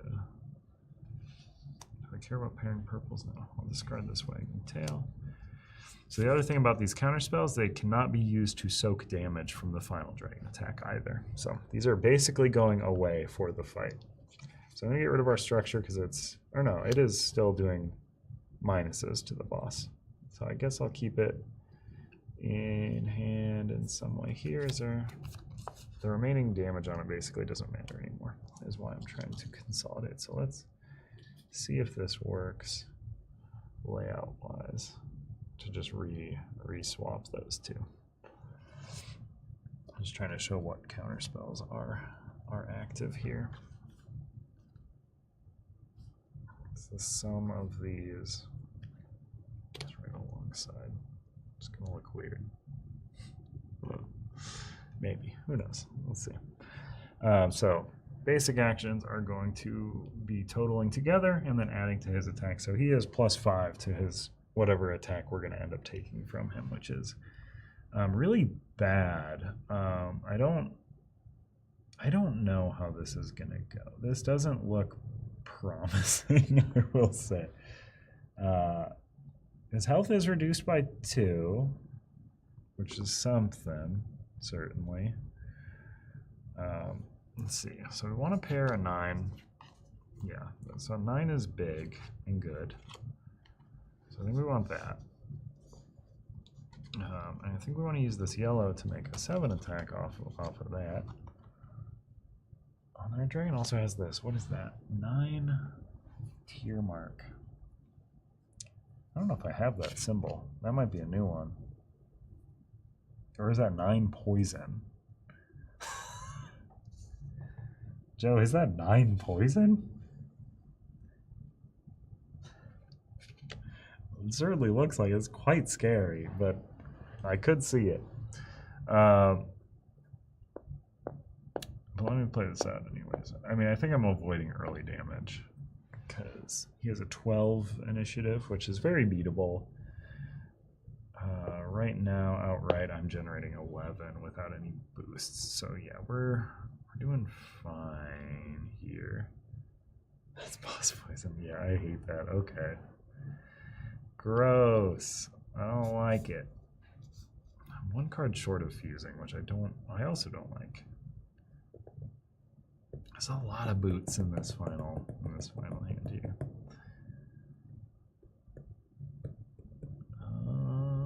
Is there a slightly less optimal attack here? Probably. There definitely is. Okay. Well, that doesn't do it either. Why doesn't it do that? I just have so many boots. I've got so many dang boots. Oof. Okay. this is gonna be 11. Yeah, I think I have to do that. I do have to dodge early damage, so there's no way. So I'm one short of just naturally dodging it, which stinks. It stinks. So I'll add a +3, I suppose, doesn't really matter. So +3 to each, this one to the boost, or to the initiative, and this one to the attack. So I have generated 14 initiative, which is enough. So no worries there. I'm not generating any red attacks, which is great because that is what he has defense against. If you have not yet died, you need to be able to take another round of, yeah.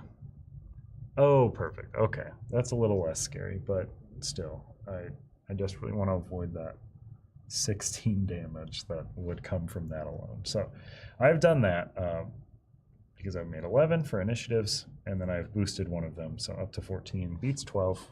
We're good to go. Outside of that, I've done 9 plus 7, so 16, plus another 3, up to 19. I have... Oh, and he has -2 health. Or no, he has -2 initiative, so I don't even need to do that because of my structure. Okay, perfect. Okay, so never mind. He has 10 initiative. I boost the attack instead, so that makes it 9 plus 7, 16, plus 6 plus, or plus 3 plus 3 plus 6, so 22. So, and then he's got -2 health also because of my structure, so I've hit the middle again. So now I just need to weather 23 plus 5, so I need to weather 28. Oh, 28 red damage. So this is 6 of it. 6, because that's double. 6, 11, 15, 18, 21, 23, 25. Oh, man, did I count that right? I think I'm short. Oh, okay, so 6 there, 11, 15, 18, 21, 23, 25. Just short. Just short. Just short. But that is Siege. That's how you do it. That's how it goes. That's the Siege expansion. I'm fairly certain I just barely missed the win on that one. But I could have, and I probably should have, based on how much attack I saw in that first hand. I should have done the thing where I go another way, or whatever we call that.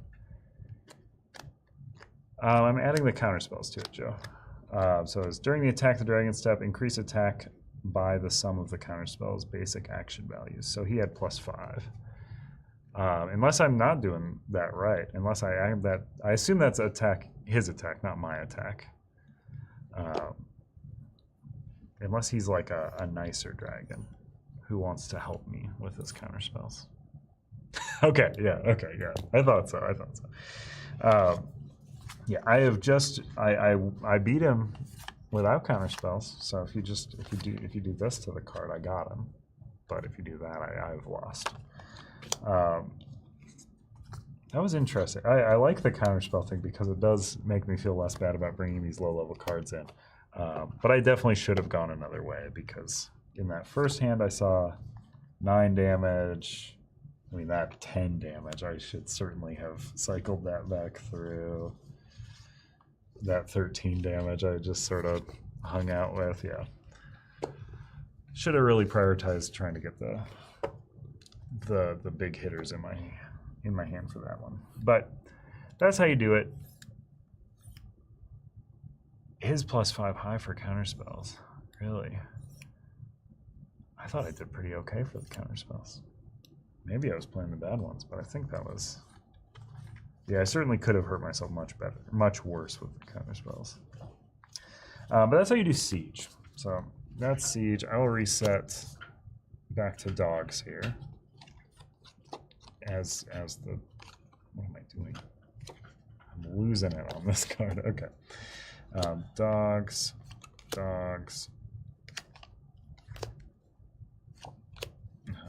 dogs, dogs, dogs, dogs. Oh, dogs. Dogs, dogs, dogs. Dogs, dogs. Make sure to check out Felines of Etchinstone, available now for free on the campaign over there. Yeah, also make sure to check out all the great content that we have sponsored for this game. If you want to see other people checking them out who aren't who are less in it than I am, I believe Bondsnader will be playing this over on Twitch today around 7, I think. You can check the Brothers Murph playthrough. They played it last week. Alex Radcliffe at Board Game Co. played it last week as well. Jenna from Board Game Garden, I believe we'll be doing a live stream of it on Thursday. And then, of course, Mike Kelly at One Stop Co-op Shop put out a video, I believe the first video for this new version. And then Foster and Meeple, if they get it in time, of course. So check those out. But now I'm just going to do a quick in-hand play of this because people don't believe me that it can be played in hand. I mean, this is going to be uninteresting, I will say, for visuals. So there's going to be a lot of me holding cards in my hands and doing this. I don't really have a great camera setup to work with it. But maybe I'm going to do something like, does this do anything? Is that anything? Yeah. It's going to be a weird, I'm going to have like a green glow. Yeah, you're bad.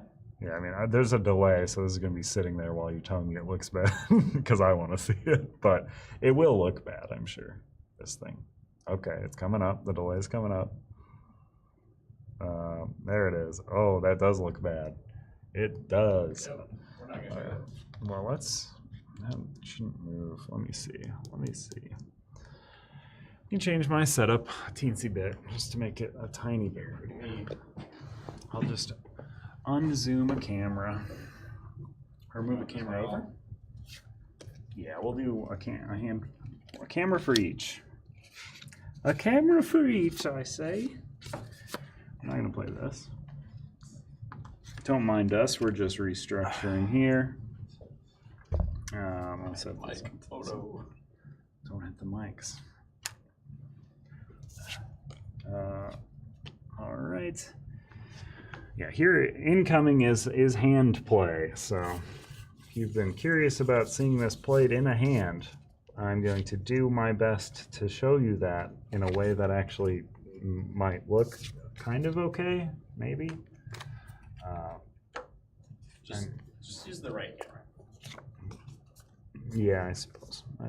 We'll pull it. So screen. I'm just setting aside all my Siege stuff. I'm gonna mute the green screen camera. Mute it? You can turn Completely. mute it visually. I mute it. Yeah. Well, I'm gonna move more to the center then. Just going to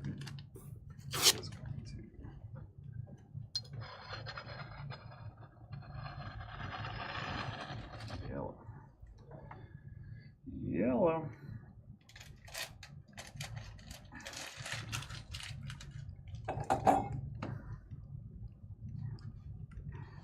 My Toro body cam. Oh yeah. Oh yeah.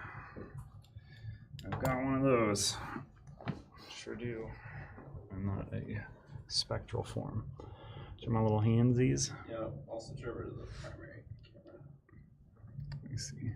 Am I good? And this is going to be nightmarish to focus up, but you know.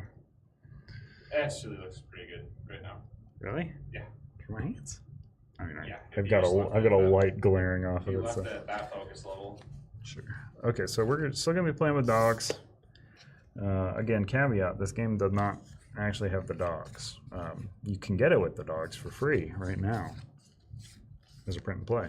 Or you can pick it up as a PVC version featuring so many wonderful pets. Look at these gorgeous pets. So who do we want to play against? Do we want to play against Orion, the Hunter of Bones? Rango, the Unshakable. It's Rango. I know, Rango's my fave. I do love Orion. Shalom is very good. This big old open mouth guy. And then, of course, Eleanor from The Highest Perch. And Shalom is the Crouching Kitten, if we want everybody's subtitles. Did I get everybody? It's Rango. Rango. Rango by a mile. He's such a little boy. chonk, yeah. Okay, so again, shuffle up our cards here. All right, so these go into my little hand, and I've got Rango. He's gonna go at the back. Boop boop boop boop boop boop boop. He just hang out way at the back. I've got my region card. Region 1 is where I'm going to start. That can sit on the top here. Not yet, I guess. And then your region that you're not using, I believe it technically goes on top of the, as far as how we're instructing people. Dragon very back, unused region behind or in front of that. Blop, bam. Region you're in on top. Dragon and region area, if you trash any cards, which you shouldn't do, so this should be unnecessary for you, the viewer, to know. Don't trash your cards. It's very bad. But if you take damage on a level 1 card, it will be trashed. It will not go to your discard, which would normally go behind everything. It will go between these 2 cards or into a trash can because you don't deserve it anymore. You trashed a card. Yeah, you have to buy another copy. You have to buy another copy. Don't do that. Okay, so you can hold it here. I mean, let me demonstrate this that it's fully in palm. I'm not a dexterous man, so forgive me as I do this in a ham-fisted way, as my fists tend to be made of ham. All right, so I've got my hand here, blop, and then this guy here. Who am I facing? You can inch this down. I'm facing enemy 4. Inch it back up. Enemy 4 is this cool bird. Bet you didn't know there were birds in this one too. There is. He's right there. He's green. I love him. He has 13 health. 2 initiative, 3 purple, and 8 experience. So I'm going to take a peek at my hand here. Let me see here. 13 and 2. Okay, so we can definitely generate 8. Well, I definitely cannot kill him. And that's by design. I'm positive. So let's see. Let's pair this 8 over here. Unused card up front, so I think I want to carry that one over. I'm so used to not having to worry about journeys at all. I think I want to actually save this guy. So reserve card up front, because it matters orientation for Northvale. So this should be your orientation. So reserve card, element, spell, boost. So reserve card not doing anything, just forget it's there. 5 initiative, red, 8 attack, plus 2 boost. So up to a 10 attack, not enough, but it is half. Have beaten the initiative there. So I will take an attack, but then I will get to level. So I have to take 3. Oh no, this was silly. I will actually have done this. Because I'm going to take that 3 damage on this card to D-level 1 card instead.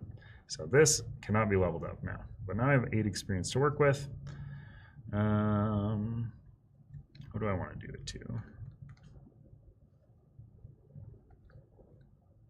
Oh, this was not my reserve card. I do this all the time. I'm so bad at that. So that was my boost card. This is my reserve cards carrying over, so I definitely want to put 3 to level that up. I could be greedy and go another. Yeah, I'm going to be greed lord. Okay, super leveled up. Discard the action set to the back of the deck. Bloop, bloop, bloop.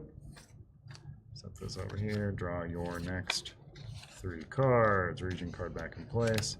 Enemy 3 is who we care about now. All right, what are we seeing here? 10 attack. Enemy 3, so that'll take care of their attack or their health. Then I just need to boost. Ugh, I can't avoid the early attack. I'm quite close to avoiding the early attack. So is there a different way here? So 5, I can't plus 4. No. So 10 attack, 3 initiative. What do I want as a boost? It doesn't really matter. So what do I want as my reserve? I'm going to take an early attack of 2. I feel like I'm luck-wise due for a journey, so I'm going to reserve this. So yeah, boosting the initiative to 5, still not enough to beat 6. I take early damage. 10 attack, I'm not going to take regular damage. So I got to put 2 damage somewhere. I'll put it over here. Nope, that is a level up. Put it over here. Bloop. And then I have 5 experience to work with. I can only level up 1 card, so I'll level up my reserve card efficiency-wise. Damn. Aw, shucks. I always talk about my hand modeling days that don't exist, but maybe they could, according to you, Pestilence. Thanks for stopping by. I draw the region card in my hand and then just replace it back on top. Yep. Honestly, like, it is just a thing. Like, it's very natural. Like, it's fine. Enemy 1. It's really not an issue as far as, like, palming it. Just gotta use it, like most things. Alright, so enemy 1. I'm confusing myself here, so we probably want this as our initiative, because then we can, yeah. So this is our spell, and our initiative gets us an initiative of 7, which is great. 8 attack, which will take care of their health, so we just want to boost the initiative by 1. And both of these boost it by 3. I think I want to level this up, so I'll leave that in reserve. Boost to the initiative, bring it up to 10. 8 attack, take care of that with no issue. Gives us 4 experience, which is not much, but it's something. So I'll use it on my reserve card. Discard this set here. Bloop. And man, wouldn't this be great to have on a plan? So many people would ask me, what are you doing there? What are you playing? And I'd say, this is cool dog and cat game from Chip Theory Games. You see, normally it has mages, but some people submitted cat and dog photos, and now it's a dog cat game. And they go, that's awesome. I go, good. Journey 4 is what we're caring about this time. So we've finally come across a journey of 10, which I don't like. Well, that's fine, actually. So put this over here. So we've got a blue element giving us that 6 boost of 4 up to 10. Don't care about initiative, so no penalty. And then this is unused. So this is great. We have 3 experience to spend off of that. 1 card in hand that can even use 3 experience, so that was just barely good. So we keep this, we keep our reserve card here. Trash the rest, or not trash, cycle them over. 1, 2, 3. Does not leave us with a key card. So we are end of region. So yeah, put all to the back. Put our fun dragon man there. Swap out our region to region 2. Give it a shuffle. And I'll say this, I don't have the capacity to palm everything in hand while I'm shuffling. I am a 2-hand shuffler. I know some people can do the in 1-hand thing. That ain't me. Should get somebody in here to do it, but I ain't gonna, because I'm not gonna act like that's the way you're gonna do it. Let me see. What you can do also is you can kind of slide the region card into your hand along with the cards you're drawing all at once, then slide the region card back on the deck. Yep. So many ways. Very versatile. Share your ways. I love to hear them. I usually draw my new hand before I put the region card back in place. Oh, and then old region on top of dragon. Cool. On to region 2. I'm probably going to stop after region 2 because this is just a good demonstration of that. You know, I'm doing it. You've seen it. And we're against enemy 1 who has ranged. I hate ranged. I don't like it. It makes me not have a reserve card, which I like having. So I might as well fuse. Let's fuse these 2 to make yellow. Or no, I might as well not fuse. What am I talking about? That doesn't take care of the problem at all. So I still have to discard a card to avoid early damage.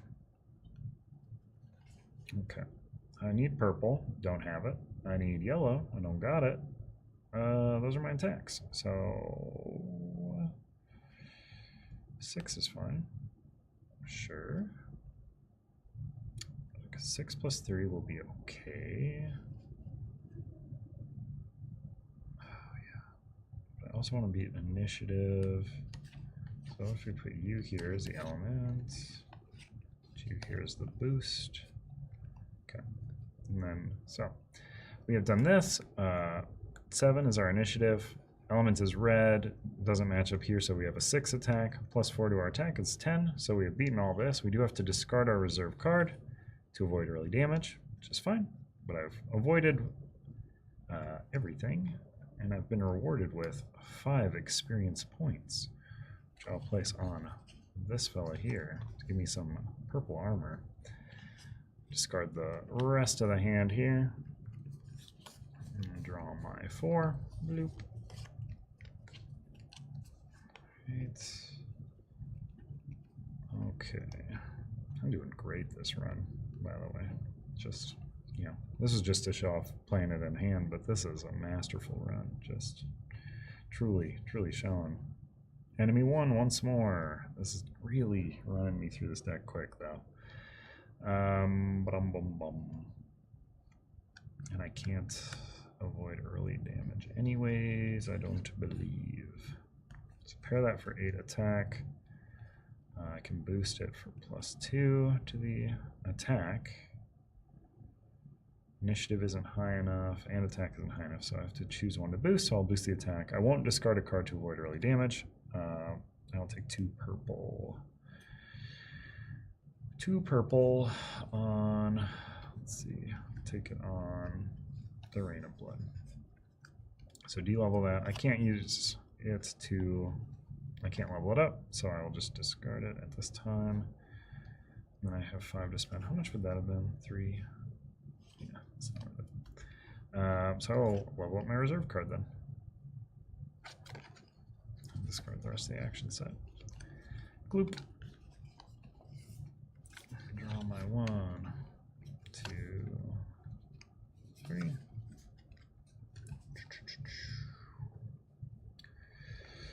Right, now I will peek at the old one here, which is Journey 1. 10 red with the treacherous effect. If I fail to attain complete victory, suffer 1 damage. I hate that. So let's make 9 plus 2.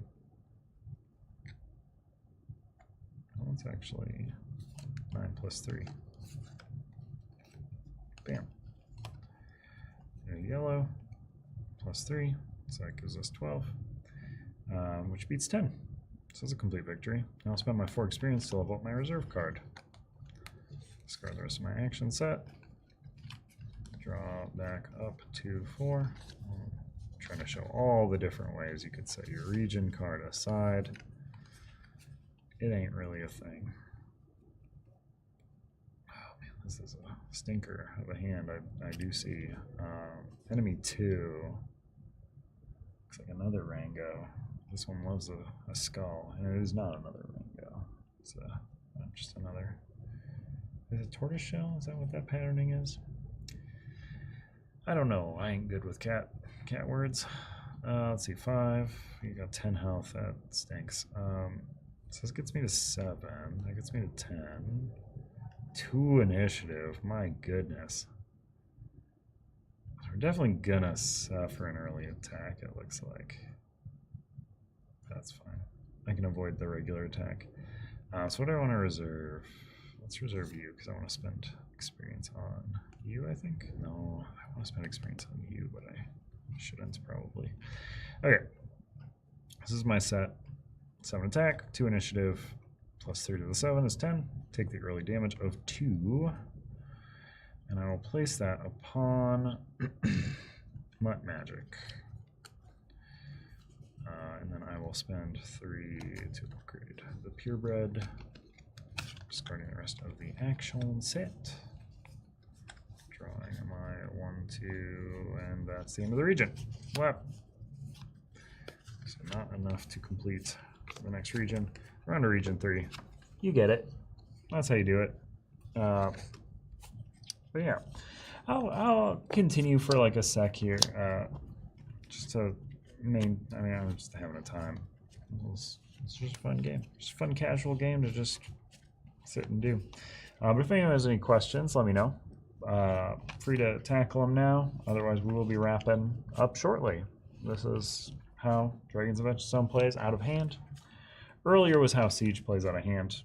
Siege is a very long beast. Otherwise, I would show off how playing against a mage works, which is something you can do. There's a lot of game modes. This game is way more variable than I had initially thought when we were starting talks on it. So, kudos, Joe. This is a great thing you have done with this game. But right now, let's throw this here. And again, hit me with any questions as you have them. Otherwise, we'll be wrapping up shortly. Yeah, I was gonna say, +5 is not did not seem very high to me based on everything else I could see there. I don't know how delayed this response is to where we're currently at, but that is what we're looking at. So I have Journey 4. Yikes! This hand is so good at beating up a guy more so than a journey. Interesting. This is really bad at beating up a journey, honestly. So I need to generate at least 6 to get anything out of this. I don't love it because I think I gotta. Yeah. Yikes, man. That blows. So what do I want to save? I'm gonna put XP here. Yeah. So I'll reserve that. So blue is the element, giving us 4 move +2 up to 6, which is at least half. So we will have to discard 2, which I will do by setting you aside, blop, blop, to the back of the deck with you. So we have suffered our penalty. We have gotten our reward, though. So I'll discard, because I think we're just going to level up for 2, level up for 3 on our reserve card. All right. Discard the rest of the action set into hand. I'll play one last hand, see if any questions come in. Otherwise, again, make sure to check out everyone else's coverage on this game. Some really good plays out there. You can see how challenging and just rewarding this thing is. And make sure to check out the campaign, which I have linked below, to pick up a copy for yourself. And if you like these sort of streams and want to be aware of them in the future, make sure to subscribe to the channel and enable notifications. And give this stream a like. You know, it's always helpful, and people just forget to do it. Enemy 2, 14 health. I can use feet instead if I would like. I would not like to do that. But I would like to give a red element, plus get 10, +4, 14, 5 initiative. Overall beating, it's a red attack, not a blue attack, so no shield. Full 8 experience, no issues there. Level up my magic all the way. Level up. I don't know, let me see here actually. 3 for that, and 5 for that. Bam. Discard the action set, keeping my magic as the reserve. And I will continue playing this in my own time. Thanks so much for tuning in. Again, if you haven't checked it out yet, check out the campaign over on Gamefound. It runs through this Friday at, I don't know, 5 p.m. Maybe later. We have the, I forget what it's called, the thing where it will keep going as people are pledging it. So, might go longer, might close right on sometime on Friday. But Friday is the current about time. So check that out if you want to pick up a copy of base game, North Vale, Siege. If you want to see some cool cats and dogs on some cards, we got them. They're your cats and dogs. Hope you like seeing them there. But yeah, through Friday. Thanks so much for tuning in today. And we'll see you in the future with something else, because this campaign's ended. Thanks again for tuning in. Goodbye.